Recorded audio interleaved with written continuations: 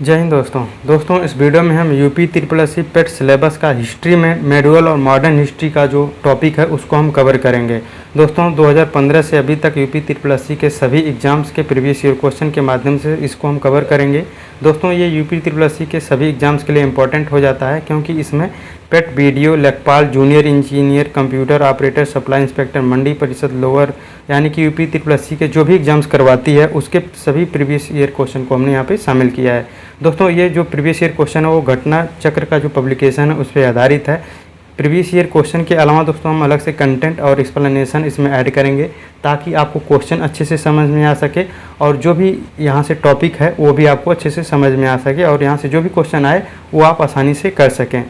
दोस्तों भारतीय इतिहास में दोस्तों इंडियन हिस्ट्री में यहाँ से आपको 5 क्वेश्चन पूछे जाएंगे जिसमें हम सिंधु घाटी सभ्यता से लेकर के राजपूत काल तक का जो यानी कि एंशिएंट हिस्ट्री है उसको हमने देख लिया है।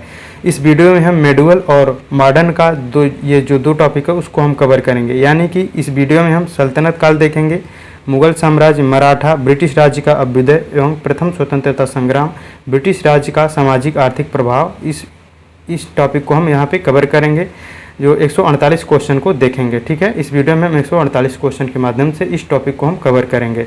आगे बढ़े दोस्तों, इससे पहले हम भारत के मध्यकालीन इतिहास मेडुअल हिस्ट्री जो है उस पर हम एक संक्षिप्त नज़र देख लेते हैं संक्षेप में पूरे मेडुअल हिस्ट्री को। भारत का मध्यकालीन इतिहास मेडुअल हिस्ट्री ऑफ इंडिया जो 1206 से लेकर के 1757 ईस्वी तक का माना जाता है। इसमें 4 टॉपिक आते हैं लगभग: दिल्ली सल्तनत, विजयनगर और बहमनी, मुगल साम्राज्य, क्षेत्रीय राज्यों का उदय।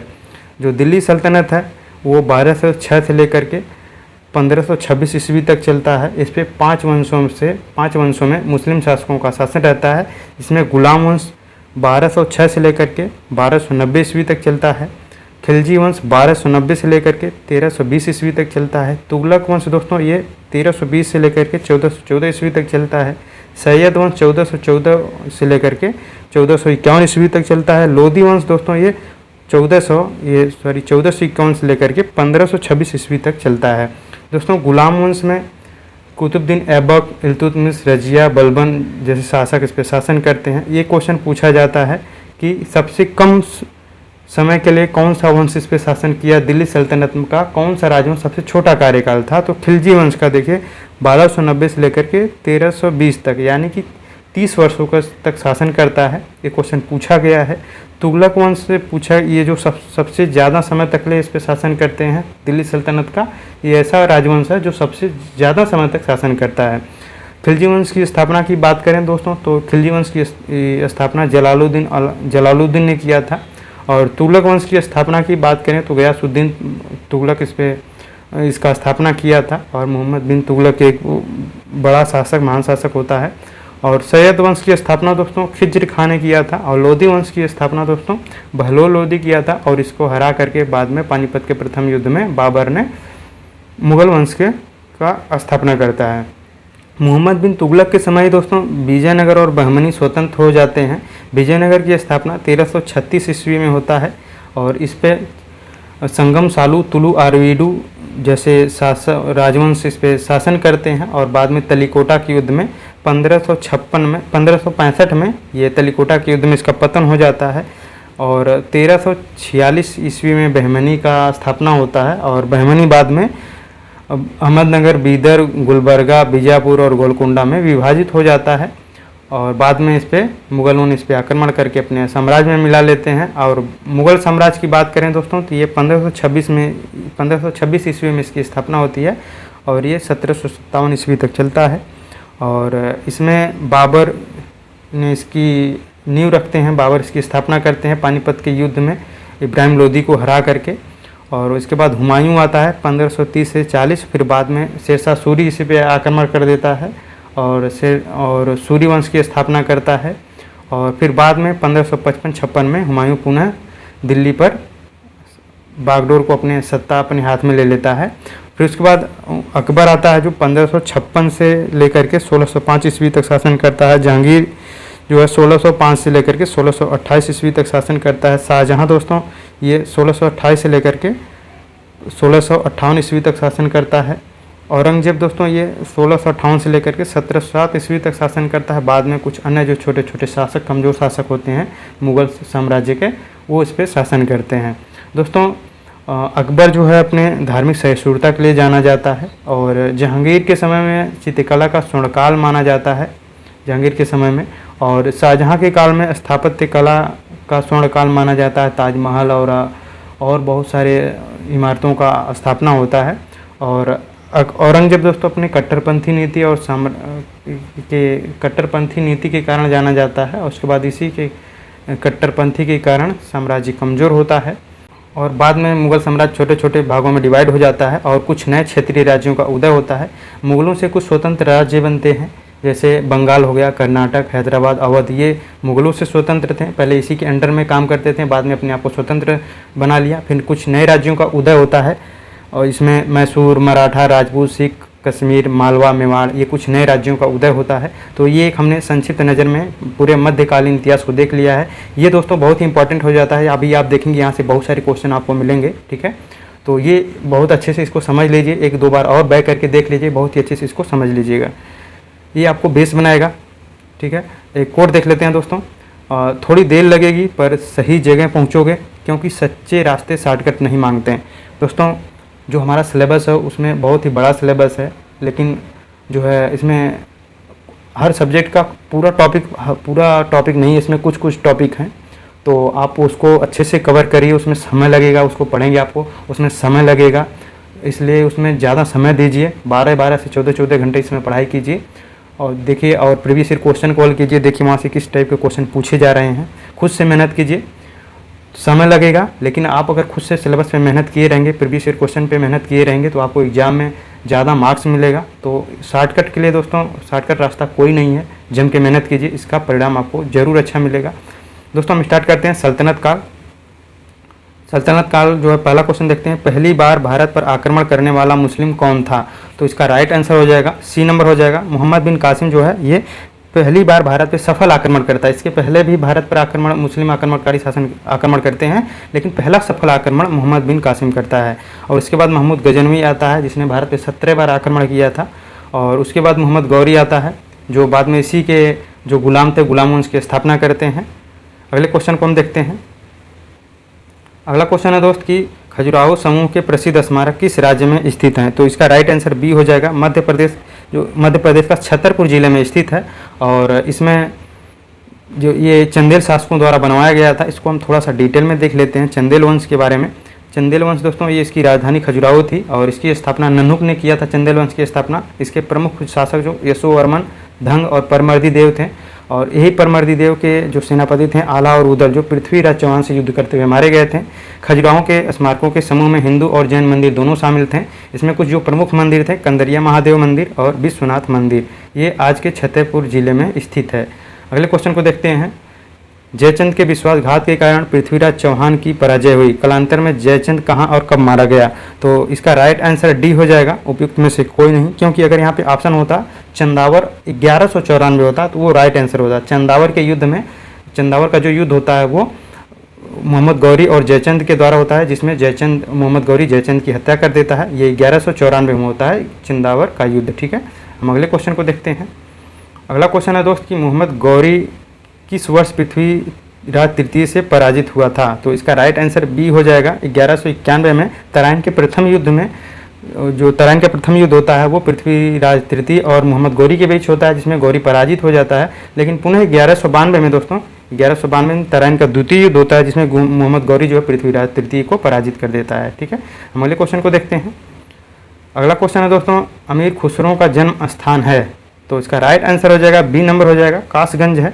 और दोस्तों अमीर खुसरो को तूतिए हिंद के नाम से जाना जाता है, और ये खड़ी बोली कव्वाली तबला का जनक थे। और तुगलकनामा ग्रंथ की रचना इन्होंने किया था, और ये बलबन से लेकर के मोहम्मद बिन तुगलक तक के सुल्तानों के समय में अपनी सेवाएं दिए हैं उनके दरबारों में। अगले क्वेश्चन को हम देखते हैं। अगला क्वेश्चन है दोस्त कि अमीर खुसरो, जिन्हें कव्वाली का पिता एवं भारत का तोता भी कहा जाता है, किसके दरबार के दरबारी कवि थे? तो इसका राइट आंसर दोस्तों वो ज़्यादातर समय अपना जो है बिताया था, वैसे इन्होंने बलबन से लेकर के मोहम्मद बिन तुगलक तक के समय सुल्तानों के बीच में समय बिताया था, लेकिन अपना जो ज़्यादा समय था वो अलाउद्दीन खिलजी के शासनकाल में बिताया था। यहाँ पे राइट आंसर हो जाएगा डी नंबर हो जाएगा। ठीक है, हम अगले क्वेश्चन की तरफ बढ़ते हैं। अगला क्वेश्चन है लौ और रक्त की नीति किसने अपनाई थी? तो इसका राइट आंसर ये हो जाएगा बलबन हो जाएगा। दोस्तों बलबन के समय में साम्राज्य जो है वहाँ पे जो उसके अधिकारी थे वो इसके विरुद्ध आवाज़ उठा रहे थे, उन्हें दबाने के लिए इसने लौ और रक्त की नीति अपना करके अपनी वर्चस्वता स्थापित किया है। यहाँ पे राइट आंसर ये हो जाएगा। हम अगले क्वेश्चन की तरफ बढ़ते हैं। अगला क्वेश्चन है दोस्तों अलाई दरवाज़ा किस विश्व विरासत स्थल में है? तो इसका राइट आंसर हो जाएगा कुतुब मीनार हो जाएगा। कुतुब मीनार, ये अलाई दरवाज़ा दोस्तों ये अलाउद्दीन खिलजी ने बनवाया था। ये कुतुब मीनार के निकट इसे इसका निर्माण करवाया था, तो राइट आंसर सी हो जाएगा। दोस्तों ये क्वेश्चन और अधीनस्थ सेवा के सेकंड शिफ्ट में क्वेश्चन पूछा गया था, तो ये देख सकते हैं ये सारे जो क्वेश्चन हैं वो किसी ना किसी एग्जाम में पूछे गए हैं, तो हम इसको बार बार नहीं बताएंगे। आप यहाँ पे देखना चाहें तो आप देख सकते हैं। यहाँ पे जो भी क्वेश्चन है वो प्रीवियस ईयर क्वेश्चन से लिए गए हैं, इसलिए हम इसके बारे में नहीं बताएंगे। आप देखना चाहते हैं यहाँ पे देख सकते हैं। हम क्वेश्चन लगातार बताते रहेंगे, क्योंकि इसको हम बताएंगे तो आपको समय भी ज़्यादा लगेगा, समय कम लगे, इसलिए हम सिर्फ क्वेश्चन को और उसका एक्सप्लेनेशन करेंगे। अगला क्वेश्चन है दोस्त कि अलाउद्दीन खिलजी द्वारा बनाया गया प्रसिद्ध अलाई दरवाज़ा कहाँ पर स्थित है? वही क्वेश्चन है, इसका राइट आंसर बी हो जाएगा। नई दिल्ली में कुतुब मीनार के निकट इसका निर्माण करवाया था अलाउद्दीन खिलजी ने। अगला क्वेश्चन है दिल्ली में अलाउद्दीन खिलजी के शासनकाल की अवधि क्या थी? तो इसका राइट आंसर हो जाएगा ए नंबर हो जाएगा 1296 से लेकर के 1316 ईस्वी तक।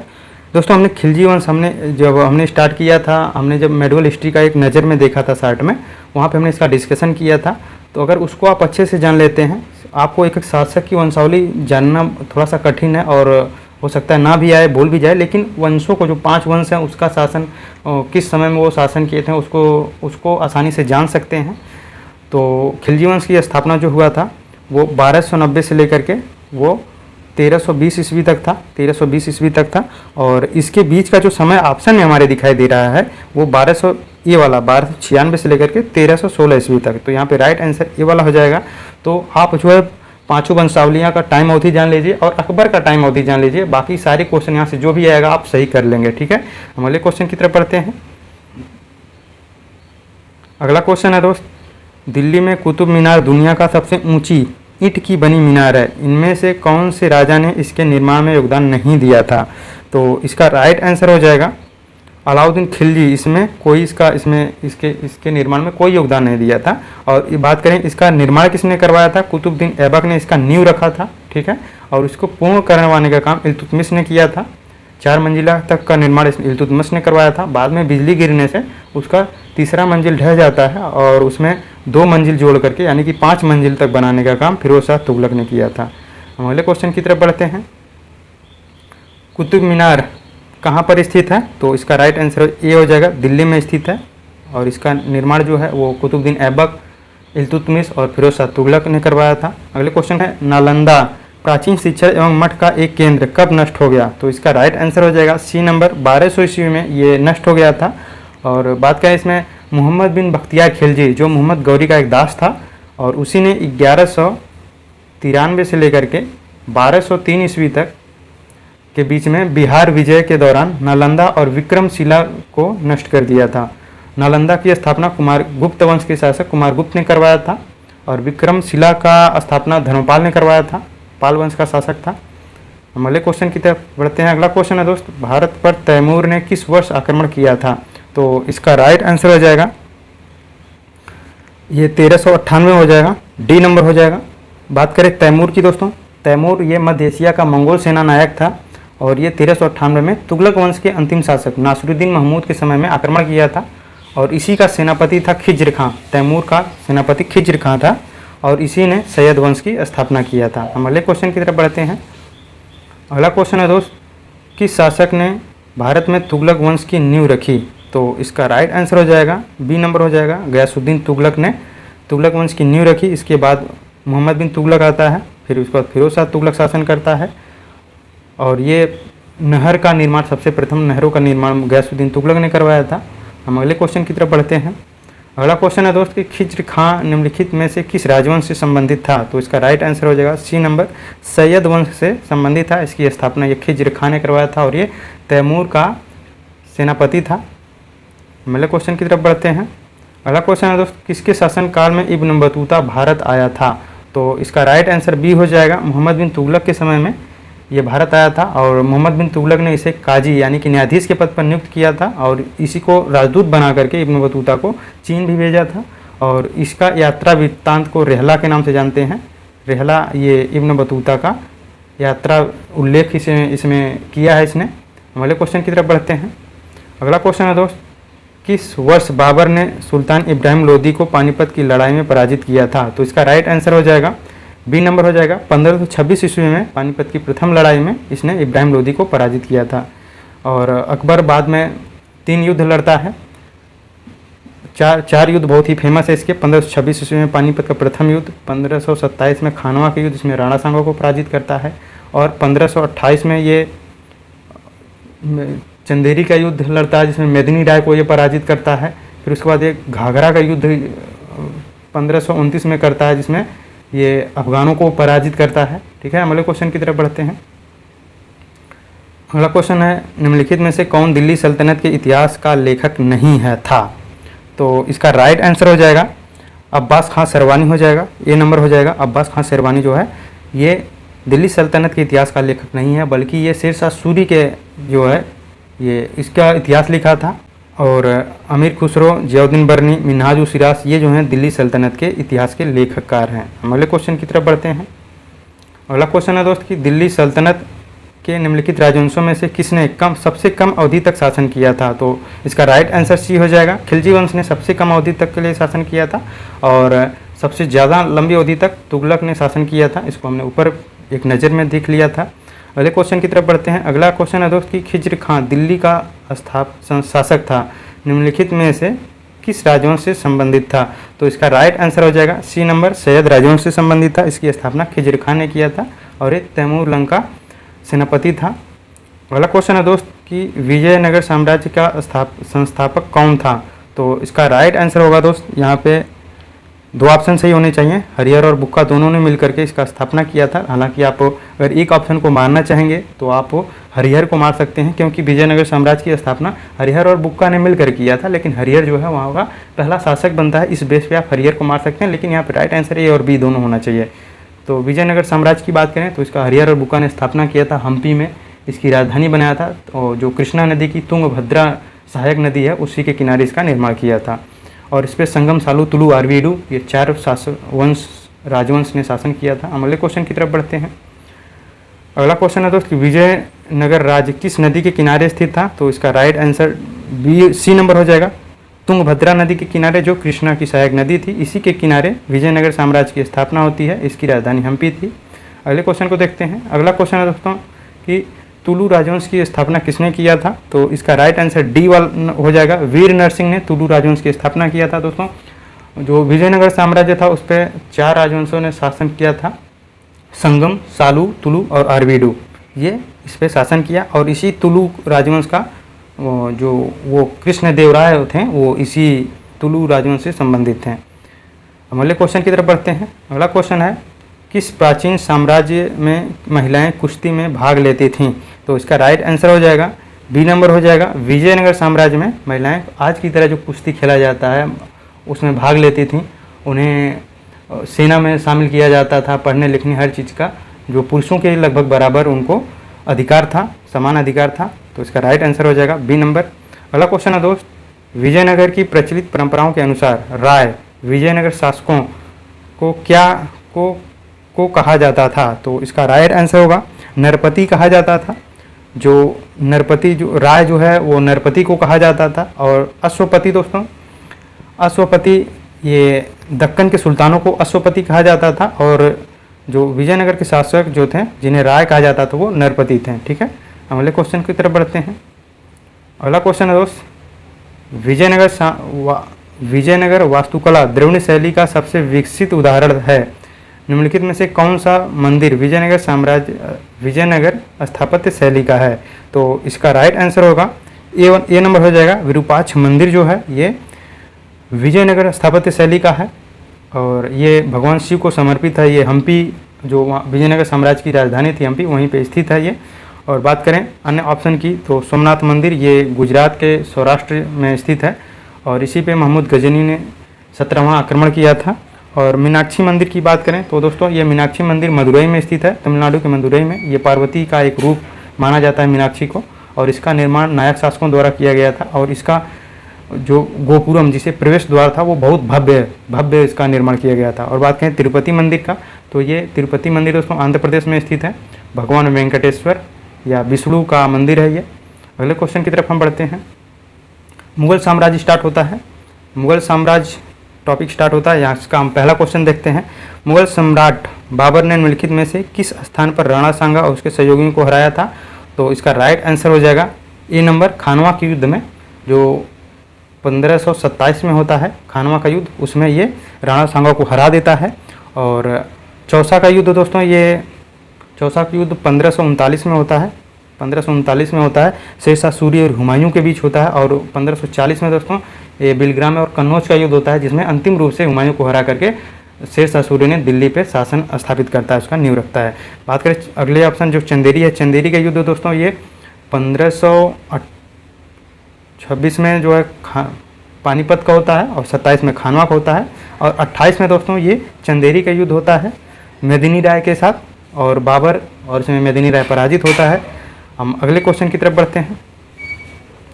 अगला क्वेश्चन है दोस्त कि निम्न में से किस शासक की मृत्यु उसके पुस्तकालय की सीढ़ियों से गिरकर हुई थी? इसका राइट आंसर डी नंबर हो जाएगा, हुमायूं का हुआ था। और ये दिल्ली में दीन पनाह भवन में पुस्तकालय था, उसी की सीढ़ियों पर इसकी गिरकर मृत्यु हो जाती है। हम अगले क्वेश्चन की तरफ बढ़ते हैं। हुमायूं की दुर्घटना में आकस्मिक मृत्यु के उपरांत उनके बेटे अकबर का कहाँ मुगल सिंहासन पर बैठाया गया? तो इसका राइट आंसर हो जाएगा ए नंबर, कलानौर में बैठाया गया था। और ये कलानौर, ये आज का जो पंजाब है उसका गुरदासपुर ज़िले में ये पड़ता है कलानौर। और ये उस समय अकबर की आयु 14 वर्ष थी, बालक के रूप में था, इसलिए बैरम खां को इनका संरक्षक नियुक्त किया गया था। हम अगले क्वेश्चन की तरफ बढ़ते हैं। अगला क्वेश्चन है दोस्त कि निम्नलिखित किन सम्राटों के शासनकाल में भारत का पहला मुद्रा रुपया मुद्रित हुआ था? तो इसका राइट आंसर हो जाएगा सी नंबर, शेरशाह सूरी के समय में, ये उसके शासनकाल में भारत का पहला मुद्रा रुपया मुद्रित हुआ था, जो चांदी का हुआ करता था। ठीक है, हम अगले क्वेश्चन की तरफ बढ़ते हैं। अगला क्वेश्चन है इनमें से किसने भूमि मापांकन की व्यवस्था प्रारंभ की? तो इसका राइट आंसर हो जाएगा डी नंबर हो जाएगा, शेरशाह सूरी ने किया था गजे सिकंदरी के द्वारा। और इसे भूमि की पैमाइश कराई और जो भूमि था उसे उपज के आधार पर 3 भागों में डिवाइड किया था, उत्तम, मध्यम और प्रति या निकृष्ट। और उसी के आधार पर लोगों से लगान लेता था। हम अगले क्वेश्चन की तरफ पढ़ते हैं। बाद में इसी भूमि मापांकन को अकबर अपने प्रशासन में लागू करते हैं, मुगल अपने प्रशासन में लागू करते हैं। अगला क्वेश्चन है जलालु मोहम्मद किस नाम से प्रसिद्ध है? तो जलालु मोहम्मद अकबर के नाम से प्रसिद्ध है। अकबर का नाम जलालुद्दीन मोहम्मद अकबर था। हम अगले क्वेश्चन की तरफ बढ़ते हैं। अगला क्वेश्चन है दोस्त कि प्रारंभ में अकबर का संरक्षक कौन था? तो बैरम खां जो है ये अकबर का संरक्षक रहे हैं। 14 वर्ष की उम्र में जब वो उनका राज्याभिषेक होता है तो उन्हें बैरम खां को उनका संरक्षक नियुक्त किया जाता है। अगले क्वेश्चन को देखते हैं। अगला क्वेश्चन दोस्त, पानीपत की द्वितीय युद्ध किनके बीच लड़ा गया था? तो पानीपत का द्वितीय युद्ध दोस्तों अकबर और हेमू के बीच में लड़ा गया था। तो राइट आंसर बी हो जाएगा, और कोई ऑप्शन मैच नहीं करता है। अगला क्वेश्चन है निम्नलिखित में से किस लड़ाई में मुख्य विरोधियों को सही ढंग से नहीं बताया गया है? तो पानीपत की पहली लड़ाई बाबर और इब्राहिम लोदी के बीच हुआ था, ये सही बताया गया है। पानीपत की दूसरी लड़ाई टीपू सुल्तान और मराठा, ये ऑप्शन गलत हो जाएगा। तो राइट आंसर बी हो जाएगा, पानीपत की दूसरी लड़ाई अकबर और हेमू के बीच होता है। हल्दी घाटी का युद्ध जो है 1576 में होता है, ये क्या सही है? उम्मीद है कि यही सही है। और महाराणा प्रताप और अकबर के बीच में हुआ था। आप कमेंट में बताएं 1576 में ही क्या हल्दी घाटी का युद्ध हुआ था, क्या मैं सही हूँ? अगले क्वेश्चन की तरफ बढ़ते हैं। अगला क्वेश्चन है दोस्त कि 1556 में पानीपत का द्वितीय युद्ध किनके बीच हुआ था? वही पुराना सा क्वेश्चन है, अकबर और हेमू के बीच में हुआ था, ये रिपीटेड क्वेश्चन है। अगले क्वेश्चन की तरफ बढ़ते हैं। अगला क्वेश्चन है दोस्त कि अकबर के नवरत्न के बारे में इनमें से कौन सा सही ढंग से मेल नहीं खाता है? तो इसका राइट आंसर देखेंगे, अबुल फजल वह अकबर के वजीर थे। अबुल फजल जो है वो अकबर का वजीर था और अकबर के शासनकाल में अकबरनामा के लेखक थे। ये सही ऑप्शन है। राजा मान सिंह वह अकबर के वित्त मंत्री थे। ये ऑप्शन गलत है, वो अकबर के सेनापति थे। तो यहाँ पे राइट आंसर बी हो जाएगा। अब्दुल रहीम खान खाना वो एक कवि थे और अकबर के भरोसेमंद देखभाल करने वाले बैरम खां के पुत्र थे। ये सही है। मुल्ला दो पियाजा वह मुगल सम्राट के अकबर के मुख्य सलाहकारों में से एक थे। ये भी सही है। तो यहाँ पे जो है राजा मान सिंह ये उनके सेनापति थे। हम अगले क्वेश्चन की तरफ बढ़ते हैं। अगला क्वेश्चन है दोस्त, अकबर ने अपने दरबारी संगीतक के रूप में किसे नियुक्त किया था?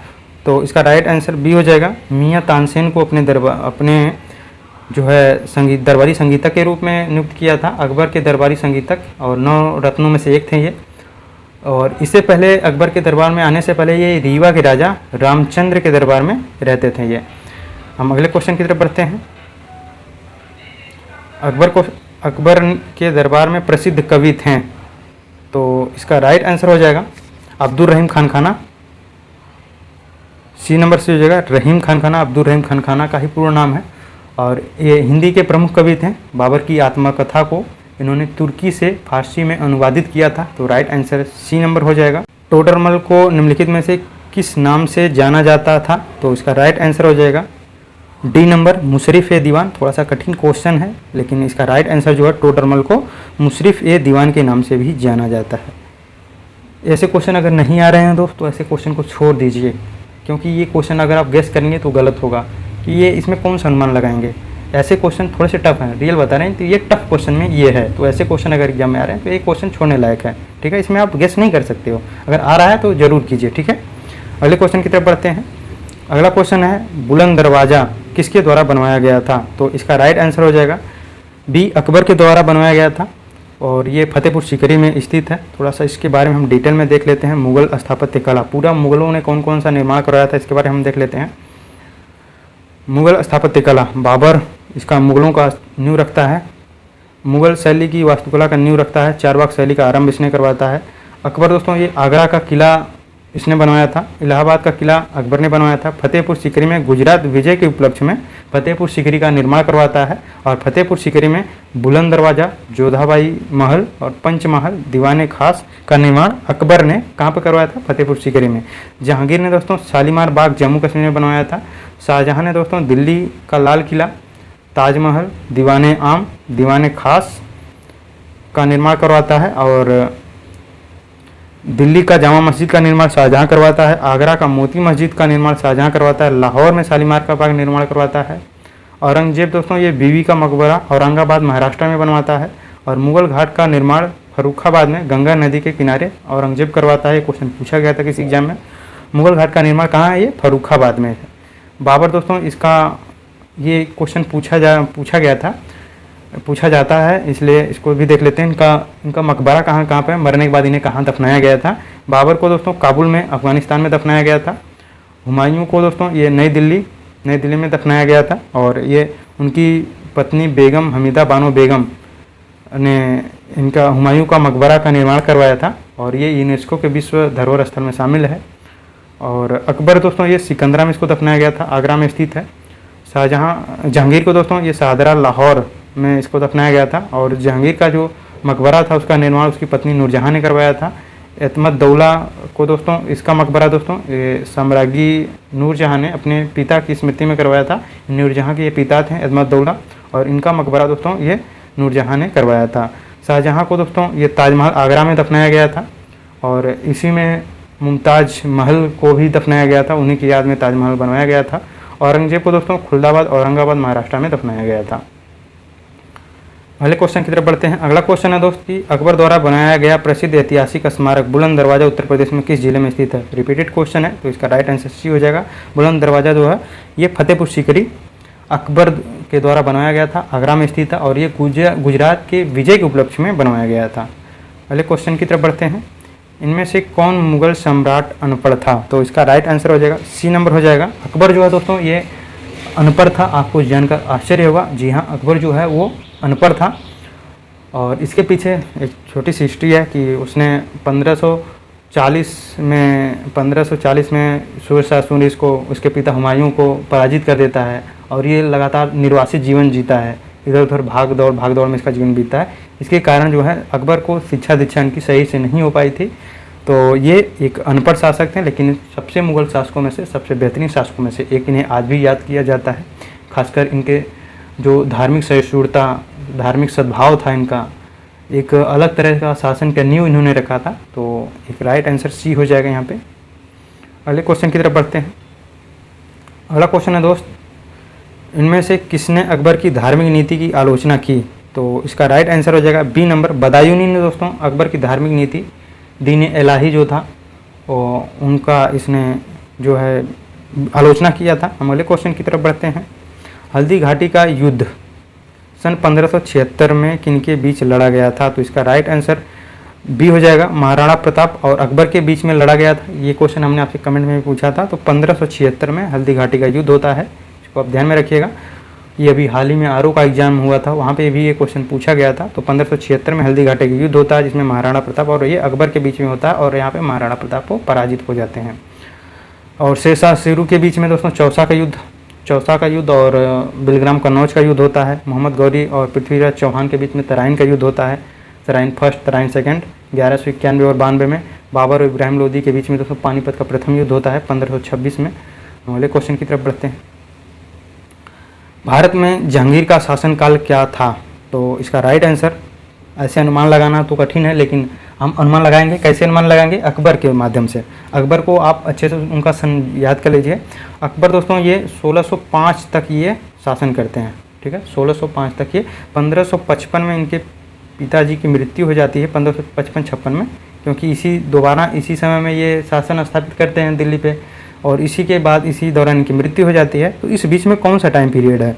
1556 से 1605, यानी कि यहाँ पे जो है 1556 जहांगीर 1605, सॉरी, हम अकबर का ये टाइम पीरियड, इसी के बाद से अकबर के बाद जहांगीर आता है। तो यहाँ पे 1605 से लेकर के कौन सा, ये नंबर ऑप्शन सही जगह, 1605 से लेकर के 1627 ईस्वी तक जो जहांगीर ने इस पर शासन किया था। ये अकबर का टाइम पीरियड है और ये जहांगीर इसके बाद आता है, ठीक है। तो आप इस तरह से लिंक करके आप अच्छे से पढ़ सकते हैं। देखिए मुझे मालूम नहीं था, बट मैंने ऐसे लिंक कर किया, ठीक है।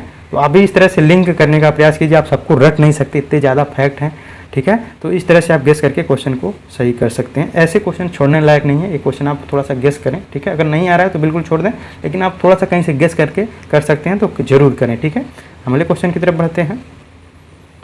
थॉमस रो मुगल सम्राट जहांगीर से किस किले में मिला था? तो इसका राइट आंसर बी हो जाएगा। ये अजमेर के किले में जहांगीर से मिला था और ये ब्रिटिश साम्राज्य जेम्स प्रथम का राजदूत था। और इससे पहले कैप्टन हॉकिंस आता है दोस्तों, 1608 में आता है, ठीक है। और ये शायद 1611 में आया था, ठीक है। हम अगले क्वेश्चन की तरफ बढ़ते हैं। इनमें से कौन सा मुगल बादशाह शराब को छूता तक नहीं था? तो इसका राइट आंसर डी नंबर हो जाएगा, औरंगजेब। दोस्तों ये ऐसा मुगल बादशाह था जो शराब को छूता नहीं था और ये पूरी तरह से धार्मिक जीवन व्यतीत करता था। कुरान और हदीस को अपने प्रशासन का नींव रखा था। तो ये ऐसा शासक था, बहुत सादगी जीवन व्यतीत करता था, लेकिन इसकी धार्मिक कट्टरता बहुत ज़्यादा थी, ठीक है। तो इसी कारण बाद में इसका पतन भी होता है, ठीक है। हम अगले क्वेश्चन की तरफ बढ़ते हैं। जजिया फिर से लगाने वाले मुगल शासक का नाम क्या है? तो औरंगजेब हो जाएगा, सी नंबर। जजिया दोस्तों ये गैर मुसलमानों से लिया जाने वाला टैक्स था। हम अगले क्वेश्चन को देखते हैं। अगला क्वेश्चन है दोस्त कि निम्नलिखित में से किसके शासनकाल में मुगलों और मराठों के बीच में द्वंद्व प्रारंभ हुआ? तो इसका राइट आंसर होगा डी नंबर हो जाएगा, औरंगजेब के समय में। और हालांकि इसके पहले भी द्वंद्व होता रहा है, शाहजहाँ के काल में भी होता है, लेकिन डायरेक्ट जो सैनिकों की लड़ाई हुई थी वो औरंगजेब के समय में हुई थी, क्योंकि मराठों में शिवाजी ने इसके साथ युद्ध किया था, गुरिल्ला युद्ध किया था, और बाद में इसका शिवाजी को कैद कर लिया जाता है, ठीक है। तो यहाँ पे जो द्वंद्व जो स्टार्ट होता है वो औरंगजेब और मराठों के बीच में स्टार्ट होता है। अगले क्वेश्चन को देखते हैं। औरंगजेब किसका पुत्र था? तो इसका राइट आंसर हो जाएगा शाहजहाँ हो जाएगा। औरंगजेब दोस्तों एक साबुन का प्रचार आता था, पियर्स करके साबुन का प्रचार आता था, कभी आपने शायद याद किया होगा।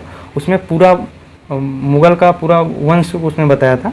बाबर का हुमायूं, हुमायूं का अकबर, अकबर का जहांगीर, जहांगीर का शाहजहाँ, शाहजहाँ का अकबर, शाहजहाँ का औरंगजेब। तो औरंगजेब किसका पुत्र था? शाहजहाँ का पुत्र था। हम अगले क्वेश्चन की तरफ बढ़ते हैं। अगला क्वेश्चन है दोस्त, ताजमहल के सुलेखक कैलीग्राफर ने 1648 में इसकी रचना की और पूरा किया। तो इसका राइट आंसर जो होगा वो दोस्तों ये अमानत खां सिराजी हो जाएगा। सी नंबर ऑप्शन सही हो जाएगा। और इसका जो डिजाइनर था दोस्तों वो उस्ताद अहमद लाहौरी था, उस्ताद अहमद लाहौरी। इसीलिए जब प्रधानमंत्री गुजरते हैं तो वो आपने देखा होगा कि लाहौरी गेट से गुजरते हुए ऐसा नाम लेते हैं ना। तो इसका जो डिजाइनर कौन था, उस्ताद अहमद लाहौरी था, और इसका कैलियोग्राफर अमानत खान सिराजी था। अगले क्वेश्चन की तरफ बढ़ते हैं। ताजमहल का निर्माण किसने करवाया था? शाहजहां ने करवाया था अपनी पत्नी मुमताज महल के नाम से, उनकी याद में करवाया था।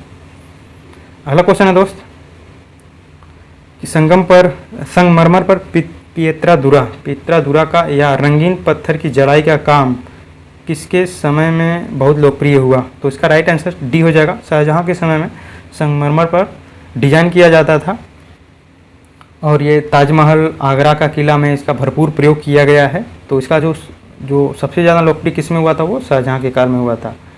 उस पर डिजाइन किए जाते थे, संगमरमर के पत्थर पर पत्तियां बनाई जाती थी, आकारें बनाई जाती थी। अगला क्वेश्चन है दोस्त, दिल्ली के प्रसिद्ध लौह स्तंभ जो सदियों से बिना जंग लगे खड़ा है वह निम्नलिखित में से किस ऐतिहासिक परिसर में स्थित है? तो इसका राइट आंसर हो जाएगा सी नंबर होगा, कुतुब मीनार परिसर में स्थित है। और ये भारतीय विज्ञान और वास्तुकला का बहुत ही उत्कृष्ट नमूना है, और इसका निर्माण दोस्तों गुप्त काल के समय में हुआ था। अगले क्वेश्चन की तरफ बढ़ते हैं। अगला क्वेश्चन है दोस्त कि बिहार राज्य के सासाराम शहर में निम्नलिखित में से किस प्राचीन सम्राट का मकबरा स्थित है? तो इसका राइट आंसर हो जाएगा शेरशाह सूरी का मकबरा कहाँ पर स्थित है? सासाराम शहर में स्थित है। अगले क्वेश्चन की तरफ बढ़ते हैं। शेरशाह सूरी का वास्तविक नाम क्या था? तो इसका राइट आंसर हो जाएगा सी नंबर, फरीद इसका नाम था, फरीद खां। और इसकी ये उपाधि शेर खां भी एक थी, और जो बहार खां लोहानी ने दिया था, जो बंगाल का एक छोटा सा शासक था जिसने शेर खां की उपाधि किसको दिया था? शेरशाह सूरी को। और शेरशाह सूरी का वास्तविक नाम जो था वो फरीद खां था। अगले क्वेश्चन को हम देखते हैं। प्रसिद्ध चित्रकार मीर सैयद अली चित्रकारी हेतु किस मुगल शासक के सहयोगी थे? तो इसका राइट आंसर हो जाएगा ये हुमायूं के चित्रकार थे, डी नंबर सी हो जाएगा। अगला क्वेश्चन देखते हैं। अगला क्वेश्चन है दोस्त, विश्व प्रसिद्ध मोर सिंहासन मयूर सिंहासन का निर्माण और उसकी लाल किले में स्थापना निम्न में से किस मुगल शासक ने की थी? तो मयूर सिंहासन का निर्माण दोस्तों ये शाहजहां ने किया था। ये वाला ऑप्शन सही हो जाएगा। अगले क्वेश्चन को देखते हैं। अगला क्वेश्चन है, और ये जो मयूर सिंहासन था बाद में नादिर शाह 1739 में आक्रमण करता है, उसको लूट लेता है। ठीक है। अगला क्वेश्चन है, पंचमहल किसमें स्थित है? तो इसका राइट आंसर हो जाएगा सी नंबर, फतेहपुर सीकरी में स्थित है, और ये अकबर ने इसका निर्माण करवाया था। हम अगले क्वेश्चन को देखते हैं। अगला क्वेश्चन है दोस्त कि निम्नलिखित में से किस मुगल सम्राट द्वारा आगरा के किले का निर्माण किया गया था? तो इसका राइट आंसर हो जाएगा बी नंबर हो जाएगा, अकबर के द्वारा किया गया था। अगले क्वेश्चन को हम देखते हैं। निम्नलिखित में से किस प्रसिद्ध जामा मस्जिद किसके द्वारा दिल्ली की प्रसिद्ध जामा मस्जिद किसके द्वारा बनाई गई थी? तो इसका राइट आंसर हो जाएगा ए नंबर, शाहजहां के द्वारा बनवाया गया था। आप देख सकते हैं जो मुगलों का स्थापत्य कला है, जो कौन कौन सी इमारतें बनवाई गई थी, कौन कौन से शासक ने कौन कौन सी इमारत बनवाई है, वहाँ से बहुत सारे क्वेश्चन पूछे जा रहे हैं। तो हमने इसके लिए सबसे ऊपर ही बता दिया था, उसको बहुत ही अच्छे से देख लीजिए। ठीक है, आप अपने से खुद से पढ़िए, लूसेंट में दिया है, बहुत अच्छे से वहाँ से पढ़ सकते हैं, या फिर जो आप नोट्स पढ़ रहे हैं वहाँ से आप इसको कवर कर सकते हैं। आप अपने रिसोर्सेज को बहुत ही लिमिटेड रखिए, वहाँ से पढ़ाई कीजिए। ठीक है, हम अगले क्वेश्चन को देखते हैं। अगला क्वेश्चन है, दिल्ली का लाल किला निम्नलिखित में से किस मुगल शासक ने बनवाया था? तो दिल्ली का लाल किला दोस्तों वो शाहजहां ने बनवाया था, दिल्ली का लाल किला। और ये लाल बलुआ पत्थर से निर्मित होने के कारण इसे लाल किला कहा जाता है। ठीक है, तो राइट आंसर हो जाएगा डी नंबर हो जाएगा, 36 नंबर का। अगला क्वेश्चन है, दिल्ली स्थित प्रसिद्ध हुमायूं के मकबरे का वास्तुकार कौन था? तो इसका राइट आंसर ए हो जाएगा, मिराक मिर्जा घियास हो जाएगा। और हुमायूं के मकबरे की बात करें दोस्तों तो इसका निर्माण हुमायूं की पत्नी बेगम हमीदा बानो ने करवाया था चारबाग शैली में, और ये यूनेस्को का वैश्विक धरोहर स्थल भी है। हम अगले क्वेश्चन को देखते हैं। अगला क्वेश्चन है दोस्त कि निम्नलिखित में से किस मुगल सम्राट ने ईस्ट इंडिया कंपनी को बंगाल में शुल्क मुक्त व्यापार की अनुमति दी थी? तो इसका राइट आंसर हो जाएगा डी नंबर हो जाएगा, औरंगजेब ने इसका अनुमति दिया था। और ये दोस्तों ईस्ट इंडिया कंपनी जब भारत में आई थी उस समय दोस्तों ये वहाँ जहांगीर जो है यहाँ का शासक था। ठीक है, अगले क्वेश्चन को हम देखते हैं। मुगल वंश के पहले सम्राट बाबर ने अपनी देसी भाषा में चगताई तुर्की में अपनी आत्मकथा लिखी। इस पुस्तक का क्या नाम था? तो बहुत ही आसान क्वेश्चन है, इसका राइट आंसर हो जाएगा बी नंबर बाबरनामा था। और इसका निर्माण कौन करवाया था? बाबर ने किया था, तुर्की भाषा में किया था। हम अगले क्वेश्चन की तरफ बढ़ते हैं। अगला क्वेश्चन है दोस्त कि तारीख़ फिरोज़शाही के लेखक कौन हैं? तो इसका राइट आंसर हो जाएगा बरनी हो जाएगा, जियाउद्दीन बरनी, ये ऑप्शन सही होगा। और एक और तारीख़ फिरोज़शाही का लेखक थे शम्स ए सिराज अफ़ीफ़। शम्स ए सिराज अफ़ीफ़ नाम से एक और लेखक थे जिन्होंने तारीख़ फिरोज़शाही का निर्माण किया था, उसका लेखन किया था। लेकिन यहाँ पे जो ऑप्शन होगा वो ये वाला, जियाउद्दीन बरनी ने तारीख़ फिरोज़शाही का निर्माण किया था, इसका लेखन किया था। हम अगले क्वेश्चन की तरफ बढ़ते हैं।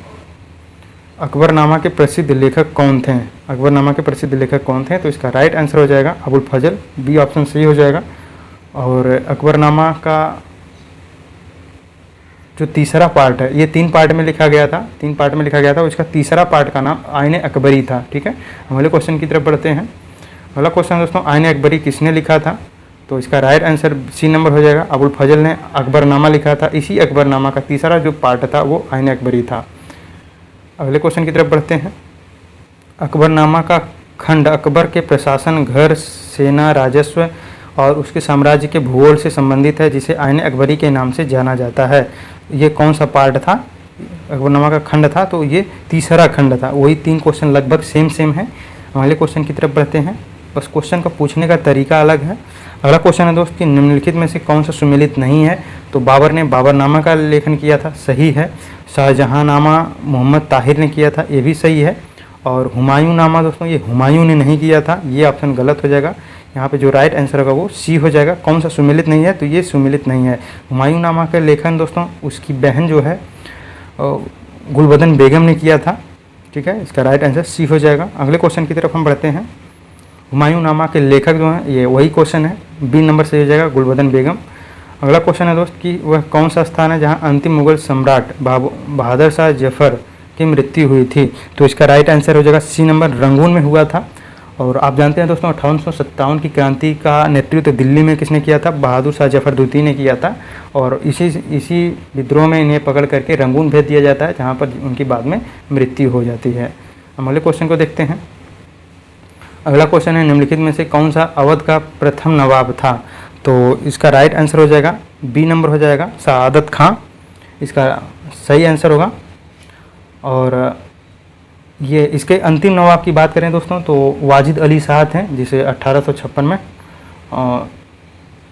डलहौजी ने कुशासन के आरोप में अवध को अपने प्रशासन में मिला लिया था 1856 में। उसी के बाद से 1857 में क्रांति होती है। अगला क्वेश्चन देखते हैं। पहला कठपुतली मुगल सम्राट कौन था? तो इसका राइट आंसर हो जाएगा जहांदार शाह हो जाएगा, ए नंबर सही हो जाएगा। क्योंकि ये पहला कठपुतली सम्राट था, क्योंकि ये जुल्फ़िकार खां एक वो उसका दरबार में रहता था, उसी की सहायता से ये सम्राट बना था। और चूँकि सम्राट तो ये बना था, लेकिन वास्तविक सत्ता जो है जुल्फ़िकार के हाथ में थी। तो पहला कठपुतली मुगल सम्राट कौन था? वो जहांदार शाह था। हम अगले क्वेश्चन को देखते हैं। मुगल काल में पुलिस बल के मुखिया को क्या कहा जाता था? तो इसका राइट आंसर हो जाएगा कोतवाल हो जाएगा, ए नंबर जो होगा ऑप्शन सही हो जाएगा। कोतवाल जो है पुलिस बल का मुखिया होता था, और ये कानून और व्यवस्था बनाए रखने का इसकी जिम्मेदारी होती थी। इसकी जो नियुक्ति होती थी वो नगरीय व्यवस्था, नगरीय क्षेत्रों में होता था। और सूबेदार की बात करें दोस्तों तो सूबेदार जो होता था वो प्रांत को सूबा कहा जाता था। जैसे आज उत्तर प्रदेश है, मध्य प्रदेश है, तो ये प्रांत है, उसका सूबेदार वो सूबा होता था। सूबेदार सूबे का जो सर्वोच्च अधिकारी होता था वो सूबेदार होता था। और फौजदार की बात करें दोस्तों तो फौजदार दोस्तों वो जिले के लेवल पे, जिसे जिले को उस समय सरकार कहा जाता था, तो जिले के प्रशासन का सर्वोच्च अधिकारी कौन होता था? वो फौजदार होता था। दरोगा दोस्तों एक जिले का सबसे बड़ा हेड होता था, उसका सर्वोच्च अधिकारी होता था। अगले क्वेश्चन की तरफ बढ़ते हैं। मुगल शासन के दौरान एक कोतवाल का सही भूमिका क्या थी? तो इसका राइट आंसर हो जाएगा डी नंबर, कानून और व्यवस्था को बनाए रखना, इसका राइट आंसर हो जाएगा। वही क्वेश्चन है। अगला क्वेश्चन देखते हैं दोस्तों। ये ख़त्म होता है मुगल काल, और अब मेडुअल का जो है कुछ अलग अलग इधर बिखरे अलग अलग टॉपिक से क्वेश्चन है, उसको हम देख लेते हैं। विविध क्वेश्चन जो इधर उधर से पूछे गए हैं। निम्नलिखित में से कौन से संत शिवाजी के समकालीन थे? तो इसका राइट आंसर हो जाएगा डी नंबर, संत तुकाराम जो दोस्तों थे ये शिवाजी के समकालीन थे। ये 17वीं सदी के संत और कवि थे, संत और कवि थे, और ये महाराष्ट्र में ये प्रचार प्रसार किया था भक्ति आंदोलन का। हम अगले क्वेश्चन की तरफ बढ़ते हैं। अगला क्वेश्चन है, किस राजा के प्रशासन में अष्टप्रधान मंत्री परिषद पाई गई थी? तो इसका राइट आंसर हो जाएगा शिवाजी, सी नंबर सी हो जाएगा। बहुत ही फेमस क्वेश्चन है। अगला क्वेश्चन है दोस्त कि निम्नलिखित में से किस सेना की ताकत को छापामार गुरिल्ला की रणनीति थी? किस सेना की ताकत छापामार रणनीति थी? तो ये राइट आंसर हो जाएगा, ये मराठों की थी। शिवाजी इसमें बहुत ही विशेषज्ञता हासिल किए थे। अगले क्वेश्चन की तरफ बढ़ते हैं। अगला क्वेश्चन है, शिवाजी की मृत्यु के बाद मराठा राज्य में प्रभावी शक्ति एक परिवार द्वारा संभाली गई जिसने पेशवा के रूप में शिवाजी के उत्तराधिकारियों की सेवा की थी। तो इसका राइट आंसर हो जाएगा बी नंबर, चित्तपवन ब्राह्मण द्वारा।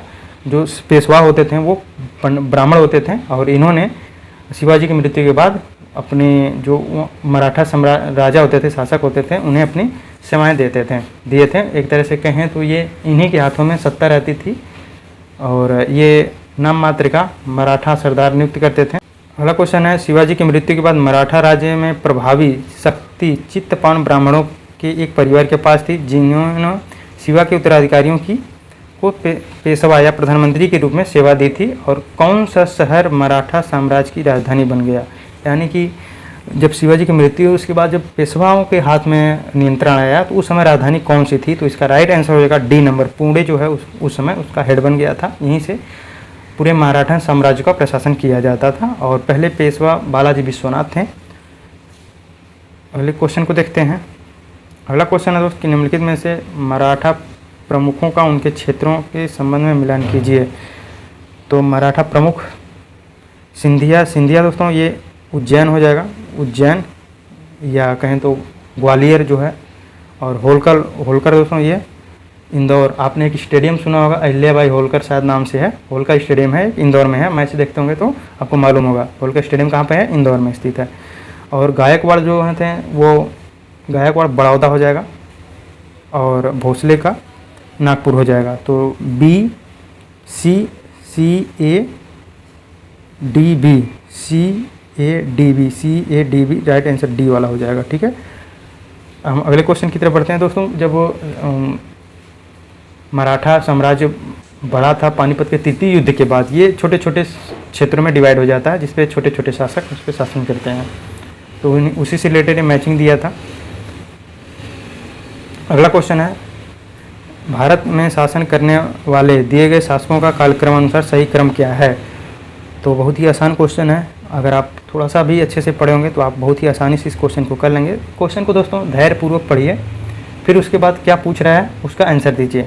ठीक है, तो यहाँ पूछा है कालक्रम पूछा है शासकों का, तो यहाँ पे इल्तुतमिश पहले नंबर पे हो जाएगा 1 नंबर पे, और फिर उसके बाद अलाउद्दीन खिलजी आता है, खिलजी वंश 2 नंबर पे हो जाएगा, और फिर उसके बाद शेरशाह सूरी आता है, ये 3 नंबर पे हो जाएगा, फिर उसके बाद चौथे नंबर पे अकबर हो जाएगा। तो यहाँ पे 4 3 1 2 4 3 1 2 सी नंबर ऑप्शन सही हो जाएगा। अगले क्वेश्चन को हम देखते हैं। बुरहानपुर में स्थित असीरगढ़ किला जिसे दक्कन का दरवाज़ा के नाम से जाना जाता है, निम्नलिखित में से किस यदुवंशी अहीर राजा द्वारा बनाया गया था? तो इसका राइट आंसर हो जाएगा सी नंबर, आशा अहीर द्वारा इसे बनवाया गया था। और ये नर्मदा और ताप्ती नदियों के बीच में स्थित है और यहाँ पे यादव शासकों द्वारा ये बुरहानपुर को राजधानी बना के शासन किया जाता था। असीरगढ़ किला का निर्माण किसने करवाया था? आशा अहीर द्वारा किया गया था। अगले क्वेश्चन को हम देखते हैं। अगला क्वेश्चन है दोस्त, वर्ष में गोविंद सिंह, किस वर्ष में गोविंद सिंह ने वैसाखी दिवस को आनंदपुर साहिब में सिखों के सामान्य बैठक बुलाई थी तथा खालसा अथवा पवित्र खालसा की नींव रखी थी? किस वर्ष में खालसा की नींव रखी थी? तो इसका राइट आंसर हो जाएगा 1699 होगा दोस्त, 1699 होगा, लेकिन ये ऑप्शन यहाँ पे नहीं है।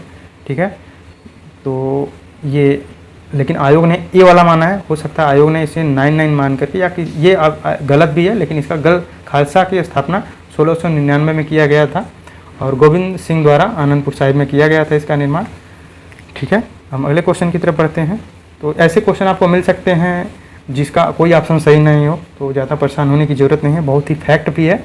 अगर आपको आ रहा है तभी ऐसे क्वेश्चन को हल करें, नहीं आ रहा है तो गेस मत करें, बिल्कुल गेस मत करें, क्योंकि हो सकता है आप गलत लगाएंगे, लेकिन अगर आपको कोई गेस मिल रहा है, कोई लिंक मिल रहा है, तो आप ऐसे क्वेश्चन को कर सकते हैं। यहाँ से क्या सीख मिल सकता है, कुछ क्वेश्चन ऐसे होंगे जिसका ऑप्शन सारे ऑप्शन गलत होंगे, तो बाद में हो सकता है आयोग इसको गलत मान ले, ठीक है। तो ऐसे क्वेश्चन मिल सकते हैं, तो ज़्यादा परेशान ऐसे क्वेश्चन के लिए नहीं होना है एग्जाम में। आगे क्वेश्चन को देखना है, पहले क्वेश्चन को हम देखते हैं।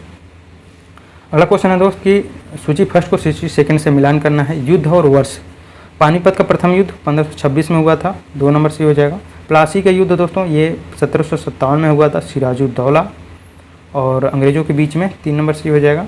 हल्दी घाटी का युद्ध दोस्तों 1576 में हुआ था, 4 नंबर से हो जाएगा। तलिकोटा का युद्ध 1565 में हुआ था, ये 1 नंबर से हो जाएगा।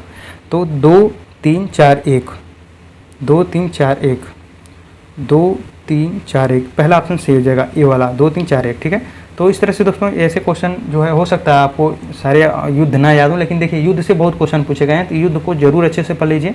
लूसेंट में आपको एक पैराग्राफ में मिलेगा युद्ध जो है, वहाँ से आप अच्छे से पढ़ लीजिए दोस्तों। युद्ध से देखिए क्वेश्चन पूछा गया है, बहुत सारे क्वेश्चन अगर अपना लूसेंट को अच्छे से पढ़ ले रहे हैं ना, तो आपको वहाँ से हो जाएगा, ठीक ना।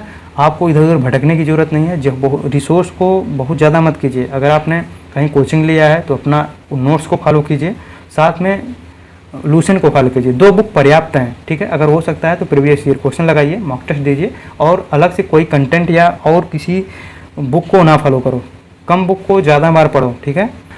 लूसेंट को अच्छे से फॉलो कीजिए। लूसेंट को 1 बार 2 बार 10 बार 5 बार 15 बार 20 बार जितना बार हो सके उसको पढ़िए, ठीक है ना। वहाँ से आप अच्छा कर जाएंगे। क्वेश्चन का लेवल बहुत ऊंचा नहीं है, बहुत ही आसानी से वहाँ से आप अच्छा कर जाएंगे। हम अगले क्वेश्चन को देखते हैं। अगला क्वेश्चन है, इनमें से कौन सा विकल्प सही ढंग से मेल नहीं खाता है। तो इसका राइट आंसर हो जाएगा 1333 में इब्न बतूता भारत पहुँचे, तो ये जो है ऑप्शन। और 1506 में गुरु नानक देव का जन्म, ये ऑप्शन गलत है, ठीक है। 1506 में नहीं होता है, 1469 में इनका जन्म होता है। 1290 में मार्को पोलो ने भारत का दौरा किया था, ये सही है। 1498 में वास्को डी गामा कालीकट पे आया था, ये भी सही है। ये क्वेश्चन आपको अच्छे से देखिए, कुछ ये क्वेश्चन जो है ये ऑप्शन आपको अच्छे से आ रहा है, ठीक है।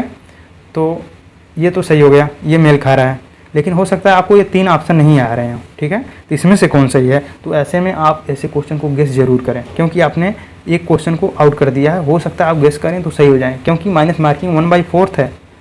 आपको अगर कोई ऑप्शन नहीं आ रहा है तब बिल्कुल मत लगाइए। अब प्रश्न भी नहीं समझ में आ रहा है, ऑप्शन भी नहीं समझ में आ रहा है, तो ऐसे क्वेश्चन को बिल्कुल छोड़ दें, एकदम मत लगाइए। लेकिन वहाँ से कोई लिंक मिल रहा है कहीं से, तो उसे क्वेश्चन को जहाँ आपने एक ऑप्शन या 2 ऑप्शन को एलिमिनेट करके हटा दिया है, इसमें से कोई ए और बी में से कोई है, तो ऐसे क्वेश्चन को जरूर लगाएं, ठीक है। तो यहाँ पे राइट आंसर जो होगा वो बी नंबर हो जाएगा। ये गुरु नानक देव का जन्म जो है वो 1469 में होता है, 1469 में होता है, ठीक है। तो यहाँ पे 1506 जो है वो गलत दिया है। अगले क्वेश्चन को देखते हैं। भक्ति आंदोलन को उत्तर में लाने का श्रेय इनमें से किसको जाता है, तो इसका राइट आंसर हो जाएगा रामानंद हो जाएगा, सी सही हो जाएगा। ये रामानुजाचार्य के शिष्य थे, सगुण उपासना पर बल देते थे और हिंदी में संदेश को प्रचार प्रसार किया था, ठीक है। अगले क्वेश्चन की तरफ हम बढ़ते हैं। अपने संदेश का प्रचार प्रसार के लिए हिंदी प्रयोग करने वाले प्रथम भक्ति संत निम्नलिखित में से कौन थे, तो इसका राइट आंसर हो जाएगा सी नंबर रामानंद थे। अगले क्वेश्चन को हम देखते हैं। अगला क्वेश्चन है दोस्त कि किस सिख गुरु ने आदि ग्रंथ की रचना किया था, तो इसका राइट आंसर हो जाएगा सी नंबर हो जाएगा गुरु अर्जुन देव ने। ये 5वें गुरु थे जिन्होंने आदि ग्रंथ की रचना किया था, और ये सिखों का सबसे पवित्र ग्रंथ भी माना जाता है। अगले क्वेश्चन की तरफ बढ़ते हैं। सिख संप्रदाय के बारे में देख लेते हैं, जो बहुत ही इंपॉर्टेंट क्वेश्चन है। यहाँ से कौन कौन से क्वेश्चन पूछे जा सकते हैं आप अच्छे से देखिएगा। सिख संप्रदाय, इसकी स्थापना किसने किया था, गुरु नानक ने किया था। गुरु नानक ने इसकी स्थापना किया था। दूसरे गुरु अंगद थे, जिन्हें लहना भी उनका अन्य नाम था, जिन्होंने गुरुमुखी लिपि का आरंभ किया था। तीसरे गुरु अमरदास हैं, जिन्होंने हिंदुओं से अलग होने वाली कई कार्य किए। सिख विवाह समारोह की शुरुआत किया आनंद कारज के नाम से की थी। सिख विवाह समारोह की शुरुआत उन्होंने आनंद कारज के नाम से किया था। चौथे गुरु अमरदास हैं, जिन्होंने अमृतसर नगर और स्वर्ण मंदिर की स्थापना किया था। 5वें गुरु अर्जुन देव थे, जिन्होंने आदि ग्रंथ की रचना किया था। खुसरों की सहायता किया था, इसलिए जहांगीर ने इनकी हत्या करवा दी थी। आठवें गुरु जो हैं वो हरकिशन थे, और इन्हें सबसे कम आयु में इन्हें गुरुपद मिला था। और 9वें गुरु तेग बहादुर थे, जिन्हें इस्लाम स्वीकार नहीं करने के कारण औरंगजेब द्वारा इनकी हत्या करवा दी जाती है। 10वें गुरु गुरु गोविंद सिंह थे, ये जिनका जन्म पटना में होता है, और यही आखिरी गुरु थे। 10 गुरु होते हैं। सिखों के लिए पंचककार अनिवार्य कर दिया। खालसा पंथ की स्थापना इन्होंने किया था। बंदा बहादुर जो है फर्रुख सियर द्वारा इसका हत्या करवा दी जाती है। बाद में 10वें गुरु के बाद बंदा बहादुर इसका नेतृत्व करता है। बाद में इन्हें फर्रुख सियर द्वारा हत्या करवा दी जाती है। और जो पंजाब था वो 12 मिसलों 12 क्षेत्रों में, छोटे छोटे 12 क्षेत्रों में डिवाइड हो जाता है। उसी में से सुकरचकिया जो क्षेत्र, सुकरचकिया मिसल था, उसी के मुखिया थे रणजीत सिंह, जिनकी राजधानी लाहौर थी। इन्होंने बाद में एक बड़ा सिख साम्राज्य का नींव रखते हैं। और प्रथम और द्वितीय आंग्ल सिख युद्ध दोस्तों होता है। और अंतिम शासक जो हैं वो दिलीप सिंह थे। बाद में इन्हें इंग्लैंड भेज दिया जाता है पढ़ाई के लिए। अगले क्वेश्चन को हम देखते हैं। अगला क्वेश्चन है 10वें और आखिरी सिख गुरु कौन थे? तो इसका राइट आंसर गुरु गोविंद सिंह थे। अगला क्वेश्चन है दोस्त, गुरु ग्रंथ साहिब के संकलन को प्रमाणित किया था, किसने किया था? इसको प्रमाण किसने दिया था? तो इसका राइट आंसर हो जाएगा गुरु गोविंद सिंह ने दिया था, जो 10वें गुरु थे। हम अगले क्वेश्चन को देखते हैं। एक कोट देख लेते हैं दोस्त।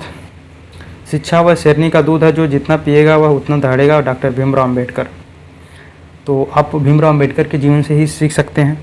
ये अपने समाज से पहले व्यक्ति थे जो इतने बड़े स्थान तक पहुँचे थे। इसका कारण क्या था? शिक्षा था। उस समाज में इन्हें कितना चुनौतियों का सामना करना पड़ा, लेकिन इनके अंदर ये दूध था, शेरनी वाला दूध था, जिसे वो दहाड़ते हुए उस स्थान को प्राप्त किए कि आज इन्हें भगवान के रूप में पूजा जाता है। तो दोस्तों आप जो सिलेबस है ना, उसको खूब बढ़िया से पढ़ डालिए। उसका प्रिंट आउट निकलवा लीजिए, PDF निकलवा लीजिए, अपने पास रखिए या मोबाइल में रखिए। उसके एक एक टॉपिक को अच्छे से कवर कर लीजिए, जितना हो सके, जितनी बार, 1 बार 2 बार 3 बार, कम से कम 3 बार तो होना ही चाहिए। 3 बार से ज़्यादा जितनी बार ले जाएंगे आपका मार्क्स उतना ही ज़्यादा आएगा, क्योंकि आपने उसको अपने अंदर पिया है।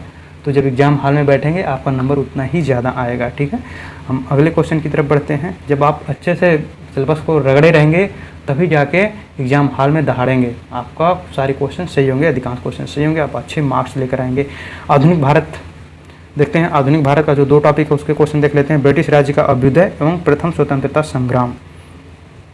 पहला क्वेश्चन देखते हैं। पहला क्वेश्चन है, दक्षिण भारत में किस राजा ने 1771 में कोलाचल की लड़ाई में डच ईस्ट इंडिया कंपनी को परास्त किया था? तो इसका राइट आंसर हो जाएगा सी नंबर, मार्तंड वर्मा ने डच ईस्ट इंडिया कंपनी को पराजित किया था। और ये जो राजा मार्तंड वर्मा जो थे वो त्रावणकोर के राजा थे और ये डच ईस्ट इंडिया कंपनी को पराजित किया था। अंतिम रूप से 1759 में बेदरा के युद्ध में अंग्रेजों द्वारा डचों को पराजित कर दिया जाता है। ठीक है, अगले क्वेश्चन को हम देखते हैं। अगला क्वेश्चन है, वास्को डिगामा किस वर्ष कालीकट उतरा था? तो बहुत ही आसान क्वेश्चन है। डी नंबर 1498 में पहली बार समुद्री खोज किसने किया था? भारत का समुद्री खोज किसने किया था? वास्को डिगामा ने किया था। कब किया था? 1498 में किया था। वास्को डिगामा एक पुर्तगाली अन्वेषक 1498 में समुद्री मार्ग का खोज किया था। भारत में VOC वेरी निगडे उष्टी नाडे से कंपनी, जो भी हो यार, VOC वेरी निडे ओस्टिंग डी से कंपनी, ये डच भाषा में लिखा गया है VOC। इसका गठन निम्नलिखित में से किसके द्वारा किया गया था? तो कुल मिला जुला के साधारण सिंपल है कि डच ईस्ट इंडिया कंपनी का स्थापना कब हुआ था? तो किसने किया था? तो डचों ने किया था। इसमें आपको थोड़ा सा लिंक मिल रहा है। अगर क्वेश्चन नहीं आ रहा है तो आप वहाँ पे उस डी से कंपनी से भी थोड़ा सा लिंक करके डच को लगा सकते हैं। ठीक है, ये डच भाषा में लिखा गया है और इस कंपनी का डचों ने निर्माण किया था। कब किया था? 1602 ईस्वी में किया था। डच की ईस्ट इंडिया कंपनी की स्थापना 1602 ईस्वी में होता है। जब ईस्ट इंडिया कंपनी की स्थापना हुई तब भारत पर निम्नलिखित में से किसका शासन था? तो ब्रिटिश ईस्ट इंडिया कंपनी की स्थापना 1600 ईस्वी में होता है। 1600 ईस्वी में होता है और इस समय 1605 ईस्वी तक अकबर शासन करता है। तो कौन सा राइट आंसर हो जाएगा? ये मुगल सम्राट थे, अकबर को हटा दिया, मुगल सम्राटों का उस समय शासन था। अकबर, अगर यहाँ पे अकबर रहता ना तो अकबर राइट आंसर हो जाता। मुगल सम्राट का अकबर इस समय शासन कर रहा था। ठीक है, अगले क्वेश्चन की तरफ हम बढ़ते हैं। अगला क्वेश्चन है, सिराजुद्दौला किस युद्ध में अंग्रेजों से पराजित हुआ था? तो सिराजुद्दौला प्लासी के युद्ध में 1757 का जो युद्ध होता है, प्लासी का युद्ध, उसमें ये पराजित होता है। 1764 में बक्सर का युद्ध होता है। अवध के नवाब और शाह आलम, मुगल बादशाह शाह आलम थे, उनके बीच में युद्ध होता है और बाद में जब उसमें भी पराजित हो जाते हैं तो इलाहाबाद की संधि होता है कब? 1765 में। 1765 में इलाहाबाद का संधि होता है 1765 में, जिसमें कुछ संधियाँ की गई, जैसे बादशाह ने बंगाल, बिहार और उड़ीसा की दीवानी दे दी गई। बादशाह ने किसको दे दिया? कंपनी को दे दिया। अवध के नवाब से कड़ा और मानीपुर क्षेत्र लेकर के जो मुगल बादशाह शाह आलम थे उनको दे दिया गया और बादशाह को 26 लाख रुपया, ध्यान में रखिए क्वेश्चन पूछा जाता है, वार्षिक रूप से 26 लाख रुपया, इन्हें 26 लाख रुपया वार्षिक दिया जाएगा। ये प्रावधान किया गया था किसमें? इलाहाबाद की संधि में 1765 ईस्वी में इसका ये संधि हुआ था। ठीक है, अगले क्वेश्चन की तरफ हम बढ़ते हैं। प्लासी का युद्ध कब लड़ा गया था? 1757 ईस्वी में लड़ा गया था, इजी था। प्लासी की लड़ाई अंग्रेजों और किसके बीच में हुआ था? तो ये वाला सिराजुद्दौला के बीच में हुआ था, वही क्वेश्चन है। इनमें से किस लड़ाई में अंग्रेजों ने बंगाल के नवाब सिराजुद्दौला को हराया था? 1757 की प्लासी की लड़ाई में, ये भी क्वेश्चन ईजी था। अगला क्वेश्चन है, बक्सर के युद्ध में, बक्सर के युद्ध के बाद ईस्ट इंडिया कंपनी मुगल सम्राट के प्रतिवर्ष भुगतान करने के लिए कितनी सहमत हुई थी? तो ये 26 लाख रुपया वार्षिकली इन्हें सहमति दिया था कि हम आपको 26 लाख रुपया वार्षिक देंगे। अगले क्वेश्चन को देखते हैं। अगला क्वेश्चन है, बक्सर के युद्ध के बाद नवाब, अवध के नवाब ने इलाहाबाद और कड़ा के को मुगल सम्राट को सौंप दिया, जो ब्रिटिश सैनिकों के संरक्षण के अंतर्गत आता था। तो ये अवध के क्षेत्र जो था, अवध जो नवाब थे, अवध के नवाब, उनके अंडर में ये आता था। ठीक है, अगले क्वेश्चन को देखते हैं। बक्सर के युद्ध 1764 में हुआ था किसके बीच? जो अवध के नवाब थे और मुगल सम्राट शाह आलम द्वितीय थे और अंग्रेजों के बीच में हुआ था, और मीर कासिम भी इसमें शामिल था। तो ये तीनों ने मिल करके इस युद्ध को लड़ा, बाद में हार जाते हैं तो इलाहाबाद की संधि होती है, जिसमें ये अवध से लेकर के ये इलाहाबाद और कड़ा का क्षेत्र मुगल सम्राट को सौंप दिया जाता है। अगले क्वेश्चन को हम देखते हैं। अगला क्वेश्चन है, किस वर्ष में ईस्ट इंडिया कंपनी के जहाज़ों ने सूरत के पास स्थित वाली इस्चुरी में पुर्तगालियों को पराजित किया था? तो इसका राइट आंसर सी हो जाएगा। 1612 ईस्वी में पराजित किया था पुर्तगालियों को। सबसे पहले यहाँ पे पुर्तगालियों ने आया था, यहाँ पे अपना जड़ें जमा चुकी थी और लेकिन उनको पराजित, उनके जो एकाधिकार था उनको 1612 में पराजित करके उनके एकाधिकार को कम कर दिया अंग्रेजों ने। अगले क्वेश्चन को देखते हैं। अगला क्वेश्चन है, पहली डेनिश ईस्ट इंडिया कंपनी ने अपना परिचालन किस वर्ष शुरू किया? तो इसका राइट आंसर जो होगा वो 1616 हो जाएगा, ये वाला हो जाएगा option. Danish east India company 1616 में ट्रान के बार में पहली फैक्ट्री स्थापित करती है। और बात करें अन्य कंपनियों की, तो पुर्तगालियों की कंपनियों की बात करें तो भारत में कब कब आगमन होता है? सबसे पहले पुर्तगाली आते हैं, पुर्तगालियों के बाद डच आते हैं, डचों के बाद जो है अंग्रेज आते हैं, फिर उसके बाद जो है डेनिश आते हैं, ये डेनिश आते हैं, फिर उसके बाद फ्रांसीसी आते हैं। ठीक है, ये इनका आने का क्रम रहा है। अगले क्वेश्चन को देखते हैं। अगला क्वेश्चन है, श्रीरंगपट्टनम की ऐतिहासिक शहर, जिसे टीपू सुल्तान और उसके पिता हैदर अली के कब्रों का घर माना जाता है, वह निम्नलिखित में से किस शहर में लगभग 15 किलोमीटर की दूरी पर स्थित है? किस शहर से 15 किलोमीटर दूरी पर स्थित है इनके कब्र? तो मैसूर से 15 किलोमीटर दूरी पर है। आप जानते हैं ये मैसूर जो शहर है, वहाँ पे पहले टीपू सुल्तान और हैदर अली ने शासन किया है। बहुत ही महान और बहुत ही साहसी शासक रहे हैं। अगले क्वेश्चन को हम देखते हैं। अगला क्वेश्चन है, ब्रिटिश शासन को भारत से उखाड़ फेंकने के लिए इनमें से किसने फ्रांसीसियों की मदद मांगी थी? तो टीपू सुल्तान ने मांगा था। मैसूर शासक जो थे, हैदर अली इसका पहला शासक रहा है, मजबूत शासक रहा है। और उसके बाद उसका पुत्र जो है, ये हैदर अली जो है दूसरे आंग्ल मैसूर युद्ध में हार जाता है और मृत्यु हो जाती है इसका। फिर उसके बाद टीपू सुल्तान इसको आगे बढ़ाता है और यही टीपू सुल्तान मॉडर्न, बहुत ही आधुनिक सोच थी इसकी और अपने सैनिकों को बहुत ही आधुनिक रखा था फ्रांसीसियों की मदद से। और अपने क्षेत्रों में जो श्रीरंगपट्टनम इसकी राजधानी थी, वहाँ पे इसने स्वतंत्रता के वृक्ष लगाए थे। जैकोबिन क्लब, ये जो है फ्रांसीसियों के ज़्यादा नज़दीक होता है, उससे जुड़ा था। अब हम अगले क्वेश्चन को देखते हैं। अगला क्वेश्चन है दोस्त, टीपू सुल्तान कहाँ का शासक था? तो इसका राइट आंसर हो जाएगा सी नंबर, टीपू सुल्तान मैसूर का शासक था। अगले क्वेश्चन को देखते हैं। अगला क्वेश्चन है, श्रीरंगपट्टनम, वही श्रीरंगपट्टनम या श्रीरंगपट्टनम की लड़ाई अंग्रेजों ने किससे पराजित किया था? तो इसका राइट आंसर हो जाएगा सी नंबर, टीपू सुल्तान को पराजित किया था। दोस्तों 4 युद्ध हुए थे। 1780 में होता है पहला युद्ध, 1780 में पहला युद्ध होता है हैदर अली और अंग्रेजों के बीच। दूसरा युद्ध होता है 1760 में शायद होता है, 1760 में पहला होता है 1760 में होता है, और दूसरा जो होता है 1780 में होता है, जिसमें हैदर अली मृत्यु हो जाती है। फिर उसके बाद उसका नेतृत्व तो टीपू सुल्तान निभाता है। फिर उसके बाद तीसरा जो होता है वो 1790 में शायद होता है, ठीक है।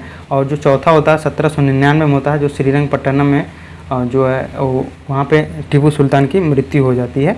तो सी नंबर सही हो जाएगा। बहुत ही बहादुर शासक रहा है टीपू सुल्तान और हैदर अली। अगला क्वेश्चन है, श्रीरंगपट्टनम की संधि पर हैदराबाद के निजाम टीपू सुल्तान और निम्नलिखित में से किस ब्रिटिश गवर्नर जनरल के बीच हस्ताक्षर किए गए? तो इसका राइट आंसर हो जाएगा डी नंबर सही हो जाएगा। लॉर्ड कॉर्नवालिस द्वारा किया गया था। जब वो टीपू सुल्तान श्रीरंगपट्टनम चौथे में ये पराजित हो जाता है श्रीरंगपट्टनम की संधि में, तो वो कौन सा उस समय अंग्रेज गवर्नर था? तो ये गवर्नर जनरल लॉर्ड कॉर्नवालिस उस समय गवर्नर जनरल था। अगले क्वेश्चन को देखते हैं, किस वर्ष ईस्ट इंडिया कंपनी ने रणजीत सिंह के साथ अमृतसर की संधि पर हस्ताक्षर किया था? तो इसका राइट आंसर हो जाएगा सी नंबर 1806 में किया था। और एक कंपनी और रणजीत सिंह के बीच में हुआ था, और इसकी मध्यस्थता चार्ल्स मेटकाफ ने किया था। और इसमें लॉर्ड मिंटो यहाँ का गवर्नर जनरल था।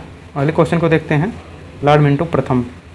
अगले क्वेश्चन को देखते हैं, बॉम्बे अब छत्रपति शिवाजी महाराज टर्मिनल से थाने की तक भारत की पहली ट्रेन किस वर्ष चली थी? बहुत ही आसान क्वेश्चन है दोस्त। ये 1853 में चला था, मुंबई से थाने के बीच में 34 किलोमीटर। अगले क्वेश्चन को देखते हैं, बंगाल के प्रथम गवर्नर जनरल कौन थे? तो इसका राइट आंसर हो जाएगा लॉर्ड वारेन हेस्टिंग्स जो है ये बंगाल का पहला गवर्नर जनरल था। और पहला गवर्नर की बात करें तो ये लॉर्ड क्लाइव को कुछ लोग लगा सकते हैं, लेकिन ये यहाँ पे ये पहला गवर्नर था, ठीक है। लेकिन पहला गवर्नर जनरल ये कौन बना था? Lord Warren Hastings.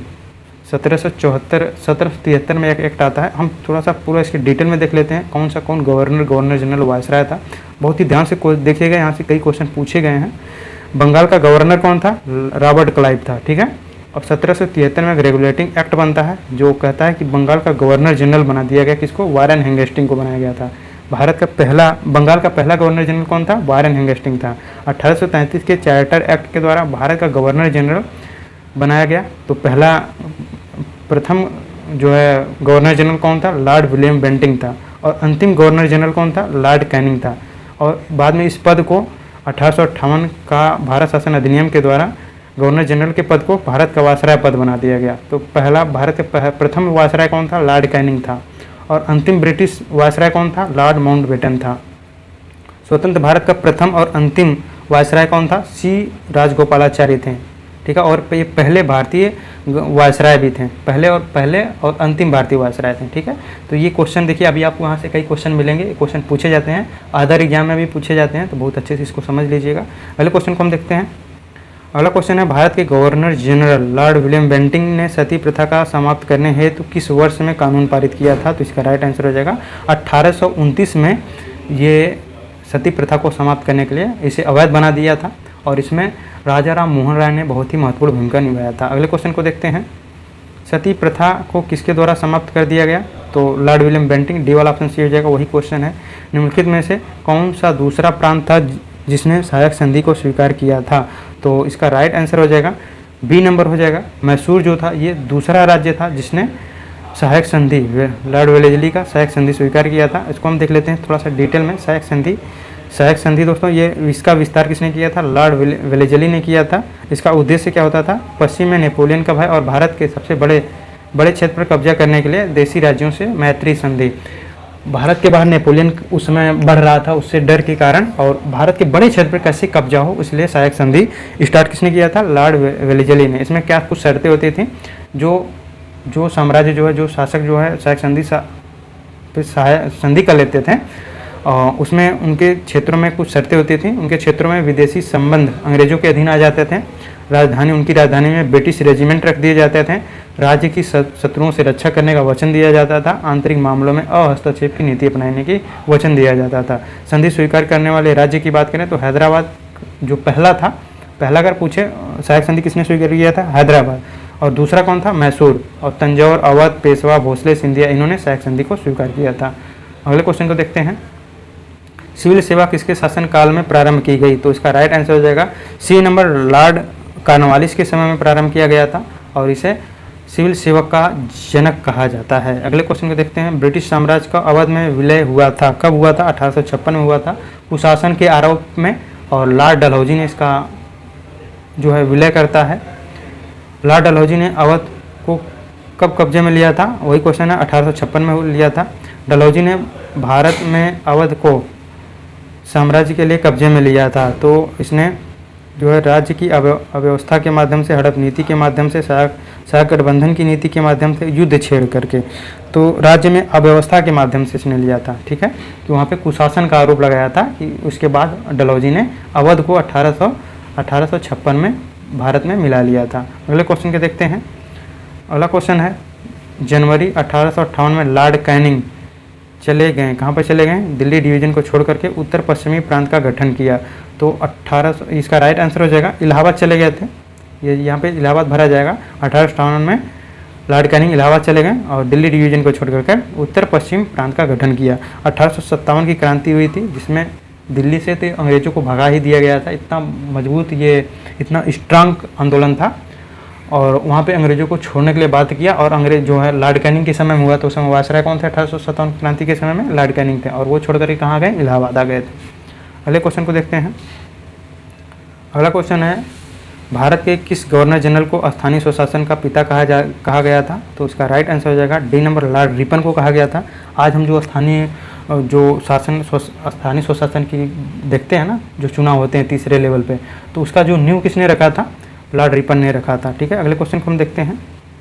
हिंदू विधवा पुनर्विवाह अधिनियम 1856, जिसे अधिनियम 15/1856 भी कहा जाता है, 26 जुलाई 1856 को लागू हुआ, जिसे लॉर्ड किसके समय में ये लागू हुआ था? 1857 की क्रांति होती है, उस समय कौन था? लॉर्ड कैनिंग था। तो लॉर्ड कैनिंग के ही समय में ये हिंदू विधवा पुनर्विवाह अधिनियम लागू हुआ था, और इसमें ईश्वर चंद्र विद्यासागर बहुत ही महत्वपूर्ण भूमिका निभाते हैं। तो ये 1856 में कब क्या हुआ था? हिंदू विधवा पुनर्विवाह अधिनियम पारित हुआ था। ठीक है, और किसके समय में? लॉर्ड कैनिंग के समय में। इस तरह से लिंक कर सकते हैं, हो सकता है नहीं आए, लेकिन इस तरह से आप लिंक करके क्वेश्चन को सही कर सकते हैं। अगला क्वेश्चन देखते हैं। अगला क्वेश्चन है, बंगाल का विभाजन 1905 में ब्रिटिश वायसराय लॉर्ड कर्जन के द्वारा किया गया था। उस समय बंगाल दोस्तों ये क्रांतिकारियों का जो अंग्रेज थे उनका विरोध का एक केंद्र हो चुका था, और उनको डिवाइड करने के लिए जो उसको 2 भागों में बांट दिया। ठीक है, तो किसने बांटा था? लॉर्ड कर्जन ने बांटा था। अगले क्वेश्चन को हम देखते हैं। अगला क्वेश्चन है, वर्ष 1605 में बंगाल के विभाजन के दौरान भारत के वायसराय कौन थे? तो लॉर्ड कर्जन थे। ये नंबर सही हो जाएगा। अगले क्वेश्चन को देखते हैं। अगला क्वेश्चन है कि किस वर्ष में ब्रिटिश सरकार ने भारत में सरकार की संरचना में कुछ सुधार की घोषणा की, जिन्हें मार्ले मिंटो सुधार के रूप में जाना जाता है? तो 1909 जो है, 1909 में जो सुधार किया गया है उसे मार्ले मिंटो सुधार के नाम से जाना जाता है। उस समय मार्ले जो है ये भारत के सचिव थे, और मिंटो जो है भारत के, लॉर्ड मिंटो जो है भारत के वायसराय थे। ठीक है, और 1919 को दोस्तों चेम्सफोर्ड सुधार के नाम से जाना जाता है। अगले क्वेश्चन को हम देखते हैं। जॉन मार्ले द्वारा तैयार किया गया मार्ले मिंटो सुधार निम्नलिखित में किस वर्ष अधिनियमित किया गया था? तो 1909 में अधिनियमित किया गया था। अगले क्वेश्चन को देखते हैं।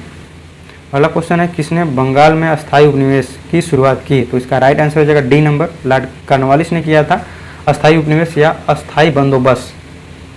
ठीक है, परमानेंट सेटलमेंट किसने किया था? तो ये लॉर्ड कॉर्नवालिस ने किया था। ये भूमि राजस्व एकत्र करने के कुछ तरीके थे, तो हम कुछ और जो तरीके अपनाए जाते थे उस समय, बहुत ही इंपॉर्टेंट है, पूछा जा सकता है। भू राजस्व संग्रह करने की कई विधियाँ थीं।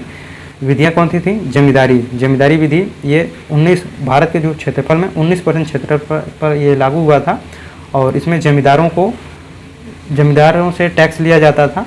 पूरी ज़मीन जो है जमींदारों के अंडर में आती थी, और जमींदारों से ही सरकार राजस्व वसूल करती थी।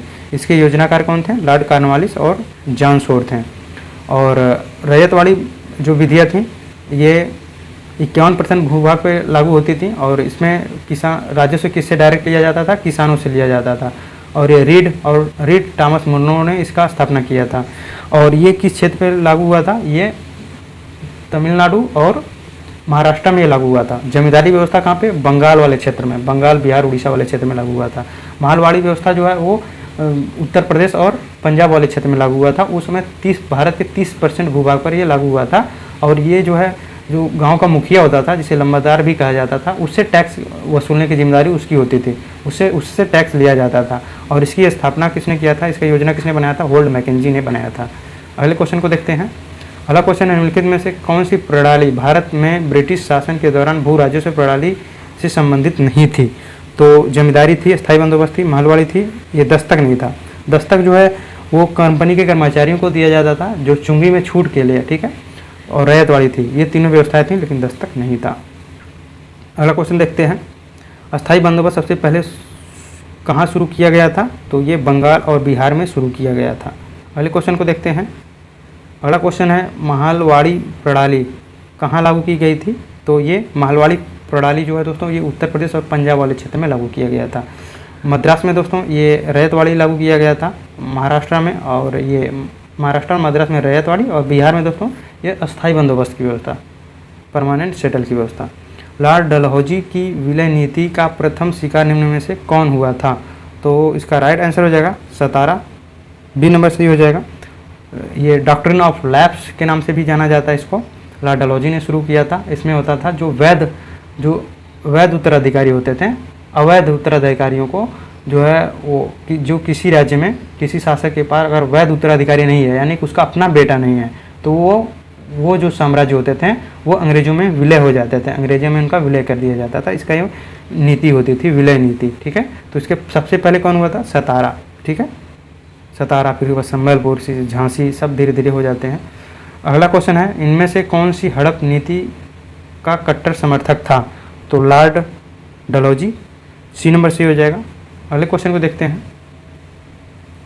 अगला क्वेश्चन है, 1851 में गवर्नर जनरल लॉर्ड डलहौजी ने निम्नलिखित में से किस राज्य का वर्णन एक चेरी जो एक दिन हमारे मुंह में गिरेगी के रूप में किया था, तो इसका राइट आंसर हो जाएगा अवध के बारे में ऐसा किया था। अवध बहुत ही संपन्न था, इसलिए उसे चेरी नाम दिया, और कहा था कि एक दिन हमारे मुंह में गिरेगी, और गिरा भी। और 1856 में कुशासन के आरोप में इसे अंग्रेजी के साम्राज्यों में मिला लिया था। अगले क्वेश्चन को देखते हैं।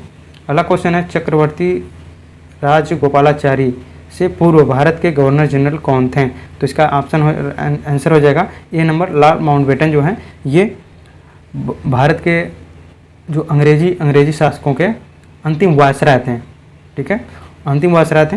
और स्वतंत्र भारत के पहले और भारतीय वायसराय कौन थे, चक्रवर्ती सी राजगोपालाचारी थे, ठीक है। अगले क्वेश्चन को देखते हैं। अगला क्वेश्चन है, स्वतंत्र भारत के प्रथम भारतीय व अंतिम गवर्नर जनरल, स्वतंत्र भारत के प्रथम भारतीय व अंतिम गवर्नर जनरल सी राजगोपालाचारी, ये ऑप्शन सही हो जाएगा। और ये भारत के अंतिम ब्रिटिश गवर्नर जनरल की बात करें तो लॉर्ड माउंटबेटन थे, लेकिन बात करें स्वतंत्र भारत के प्रथम भारतीय और अंतिम गवर्नर जनरल कौन थे, तो वे चक्रवर्ती राजगोपालाचारी थे। अगले क्वेश्चन को हम देखते हैं। अगला क्वेश्चन है, निम्नलिखित में से कौन स्वतंत्र भारत का पहला भारतीय गवर्नर जनरल था, पहला भारतीय गवर्नर जनरल कौन था, तो इसका राइट आंसर डी वाला जगह वही क्वेश्चन, सी राजगोपालाचारी। अगला क्वेश्चन देखते हैं। 1947 में लॉर्ड माउंटबेटन द्वारा घोषित भारत और पाकिस्तान के लिए सीमा आयोग का अध्यक्ष कौन थे, तो इसका राइट आंसर हो जाएगा डी नंबर, सिरिल रैडक्लिफ थे। 1947 में ये इन्हें एक आयोग बनाया गया था, उसके अध्यक्ष कौन थे, सिरिल रैडक्लिफ, जिसने भारत और पाकिस्तान के बीच में सीमा रेखा डिवाइड किया। इसीलिए भारत और पाकिस्तान की सीमा के बीच की भारत और पाकिस्तान की जो सीमा है उसको रेडक्लिफ के नाम से जानते हैं। अगले क्वेश्चन को देखते हैं। बात करें डूरंड रेखा किसकी है दोस्तों, तो ये अफगानिस्तान और पाकिस्तान के बीच की सीमा रेखा का नाम है। अगले क्वेश्चन को देखते हैं। अंग्रेजों के खिलाफ भारतीय सैनिकों द्वारा पहला बड़े पैमाने पर विद्रोह, वेल्लोर विद्रोह किस वर्ष हुआ था, तो इसका राइट आंसर हो जाएगा सी नंबर, 1806 में हुआ था।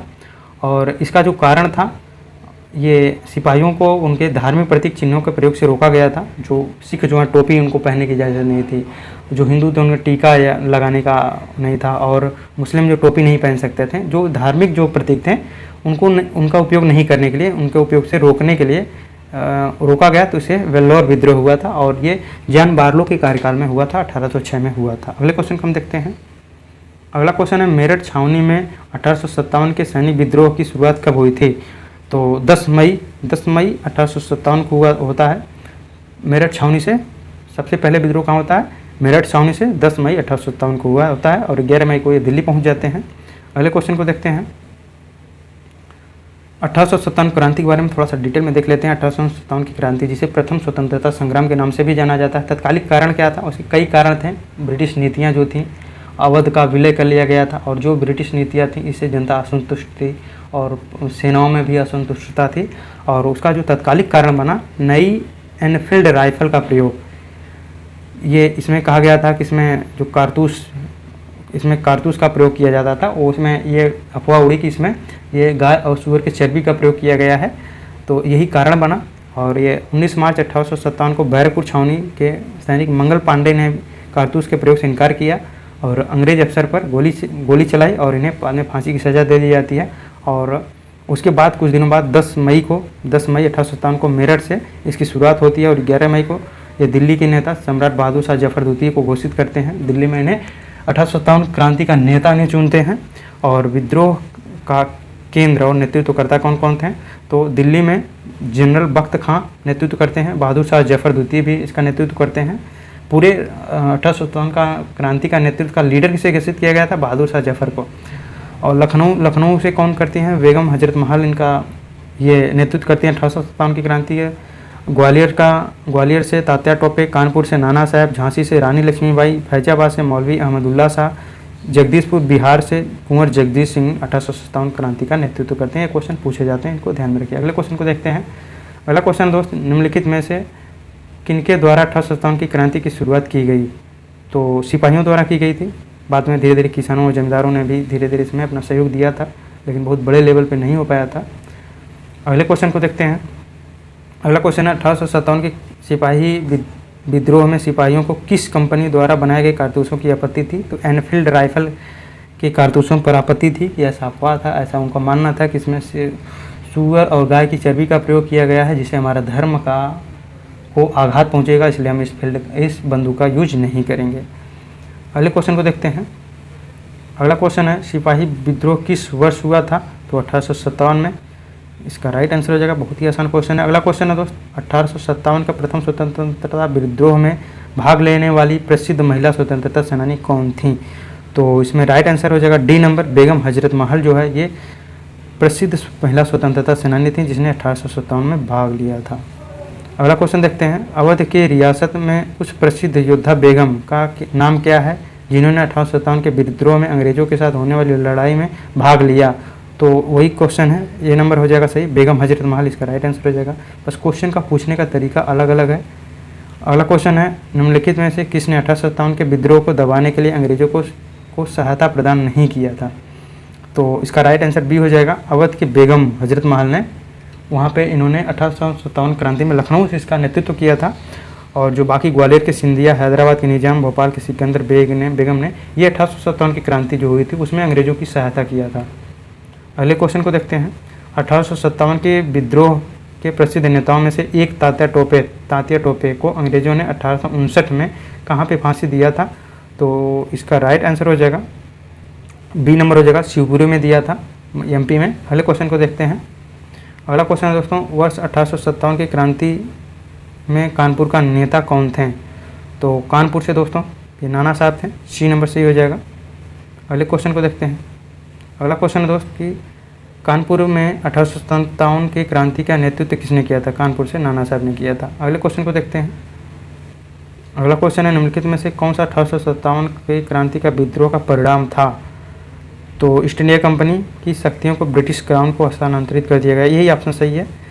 इसके पहले कंपनी के हाथ में शासन थी और बाद में जब विद्रोह हो जाता है तो कंपनी से शक्तियों का हस्तांतरण ब्रिटिश राजा के पास कर दिया जाता है। ठीक है, इसका राइट आंसर ये हो जाएगा। अगला क्वेश्चन देखते हैं। अगला क्वेश्चन है दोस्त, निम्नलिखित में से कौन अवध के कृषक आंदोलन का नेता था? तो इसका राइट आंसर हो जाएगा ए नंबर, बाबा रामचंद्र थे, और इसमें जवाहरलाल नेहरू ने भी सहयोग दिया था। ये अवध से कृषक आंदोलन के नेता थे। अगले क्वेश्चन को देखते हैं। अगला टॉपिक स्टार्ट होता है दोस्तों, ब्रिटिश राज का सामाजिक आर्थिक प्रभाव। पहला क्वेश्चन देखते हैं, हंटर आयोग ने किसके विकास पर अधिक बल दिया? तो इसने प्राथमिक शिक्षा के विकास पर अधिक बल दिया था, ये ऑप्शन सही हो जाएगा। हंटर आयोग का जो क्यों इसका गठन किया गया था? तो 1854 में दोस्तों ये वुड डिस्पैच के बाद शिक्षा के क्षेत्र में हुई प्रगति की समीक्षा के लिए इसका गठन किया गया था। आयोग ने दोस्तों प्राथमिक और माध्यमिक शिक्षा को केंद्र बना करके समीक्षा किया और इसने रिपोर्ट दिया कि प्राथमिक शिक्षा के सुधार और उसके विकास पर विशेष बल दिया जाए। तो इसका राइट आंसर ये हो जाएगा। अगला क्वेश्चन है, कोलकाता में स्थित फोर्ट विलियम कॉलेज की स्थापना वर्ष 1800 में किसके द्वारा की गई थी? तो इसका राइट आंसर हो जाएगा बी नंबर, रिचर्ड वेलेजली द्वारा किया गया था। और फोर्ट विलियम कॉलेज की बात करें दोस्तों तो ये फोर्ट विलियम कॉलेज 1800 में लॉर्ड रिचर्ड वेलेजली द्वारा किया गया था। और इसका जो स्थापना का जो कारण था वो ब्रिटिश सिविल सेवकों को भारतीय भाषाओं का अध्ययन करने के लिए इसका प्रयोग किया जाता था। अगले क्वेश्चन को देखते हैं। अगला क्वेश्चन है दोस्त कि निम्नलिखित में से किसे अंग्रेजों द्वारा शुरू किए गए सबसे महत्वपूर्ण योगदानों में से एक माना जाता है? तो सबसे बड़ा योगदान माना जाता है उनका रेलवे में वो बहुत ही बड़ा योगदान माना जाता है उनका। तो राइट आंसर सी हो जाएगा। अगला क्वेश्चन है दोस्त कि 1881 में केसरी अखबार की स्थापना किसने किया था? तो ये डी नंबर ऑप्शन सी हो जाएगा, बाल गंगाधर तिलक ने किया था। केसरी जो है ये मराठी अखबार था, मराठा भाषा में इसका संपादन किया जाता था। एक और अखबार इनका था मराठा जो अंग्रेजी भाषा में संपादित किया जाता था। अगले क्वेश्चन को देखते हैं।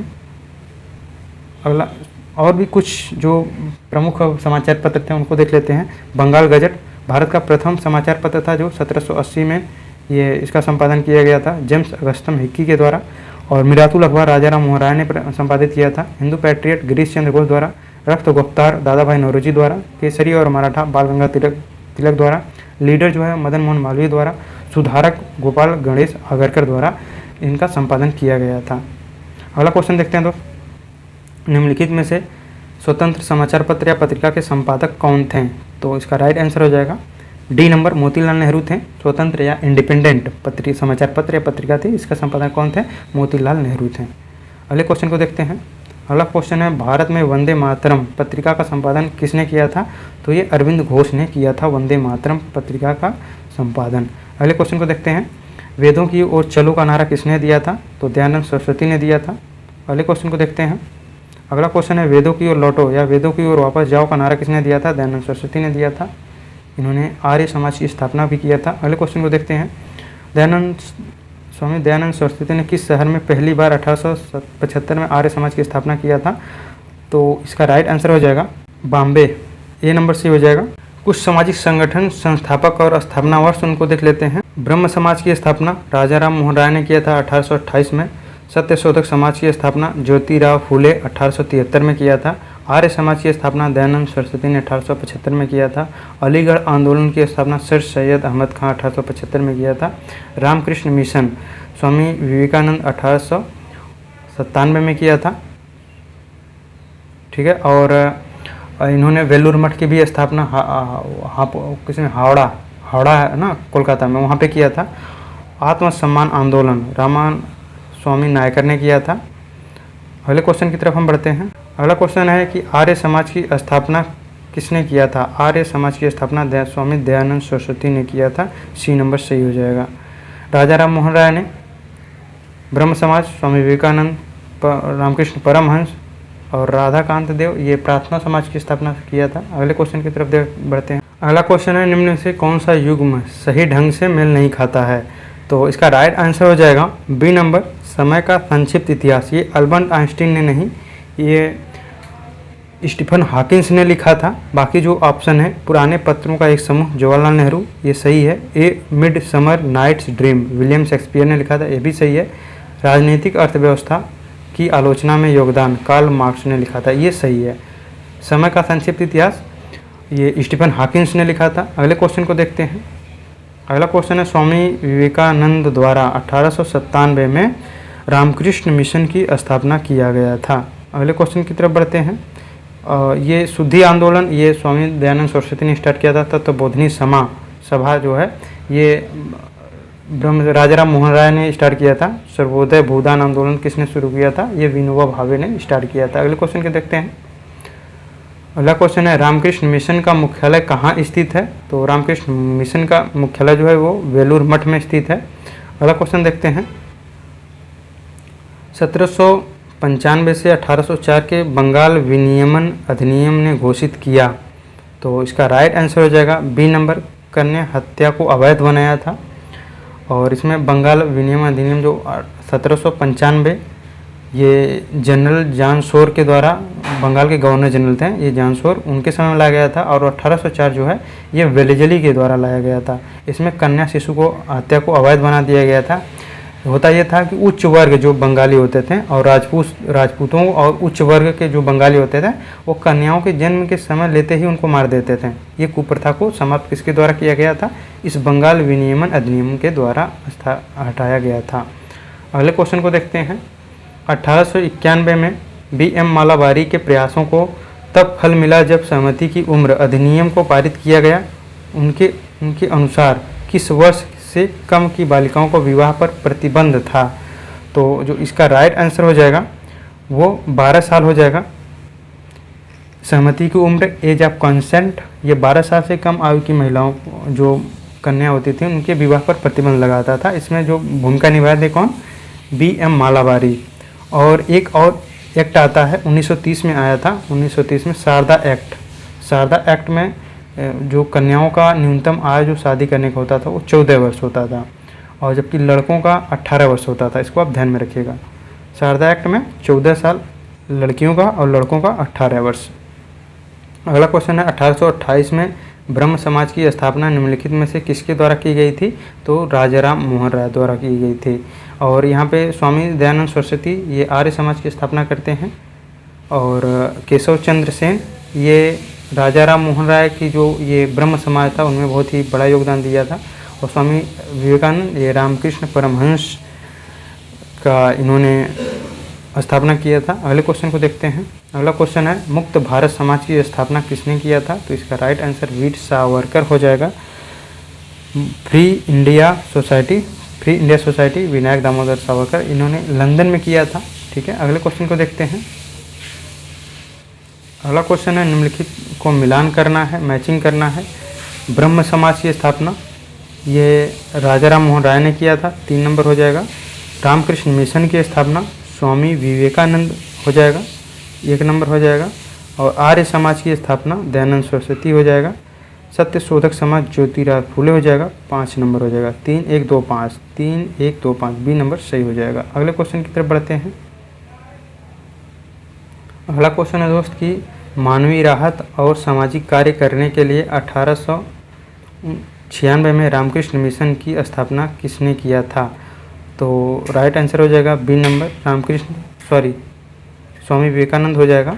स्वामी विवेकानंद ने किया था। ये 1896 में नहीं 1897 में रामकृष्ण मिशन की स्थापना किया था। अगले क्वेश्चन को देखते हैं। अगला क्वेश्चन है ब्रिटिश शासन के आगमन के पहले भारत की स्वतंत्र अर्थव्यवस्था थी, उस समय निम्नलिखित में से कौन सा प्रमुख व्यवसाय नहीं था?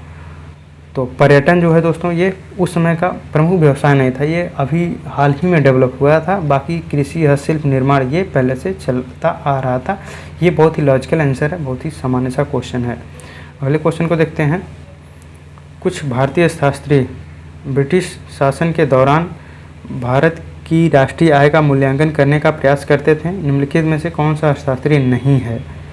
तो इसका राइट आंसर हो जाएगा डी नंबर, प्रशांत चंद्र महालनोबिस। ये उस समय के अर्थशास्त्री नहीं थे, ये जो है स्वतंत्र भारत के जो दूसरा जो योजना लाया गया था उसका डिज़ाइन किया था ये। तो यहाँ पे राइट आंसर जो हो जाएगा वो डी नंबर हो जाएगा। बाकी दादा भाई नौरोजी, VKR राव, RC देसाई ये उस समय के अर्थशास्त्री थे जो ब्रिटिश के दौरान भारत की राष्ट्रीय आय का मूल्यांकन करने का प्रयास किया था। अगला क्वेश्चन देखते हैं। ब्रिटिश शासन के दौरान भारत का अधिकांश जनसंख्या जीविका के लिए किस क्षेत्र पर निर्भर थी? तो ये ए नंबर हो जाएगा, प्राथमिक क्षेत्र पर निर्भर थी।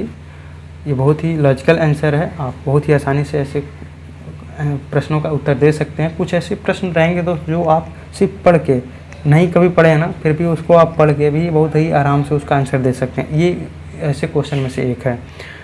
तो आज भी देखिए प्राथमिक क्षेत्र पे सबसे ज़्यादा 48% के लगभग जीविका है, जनसंख्या की जीविका किस पे निर्भर है? कृषि पे, प्राथमिक क्षेत्र पे। बताइए 75 साल से ज़्यादा हो गए देश के आज़ादी हुए, फिर भी बहुत ही कम हुआ है, लेकिन अभी भी बहुत ज़्यादा है। अगले क्वेश्चन की तरफ हम देखते हैं। अगला क्वेश्चन है 1875 में अलीगढ़ आंदोलन से किसका नाम जुड़ा है?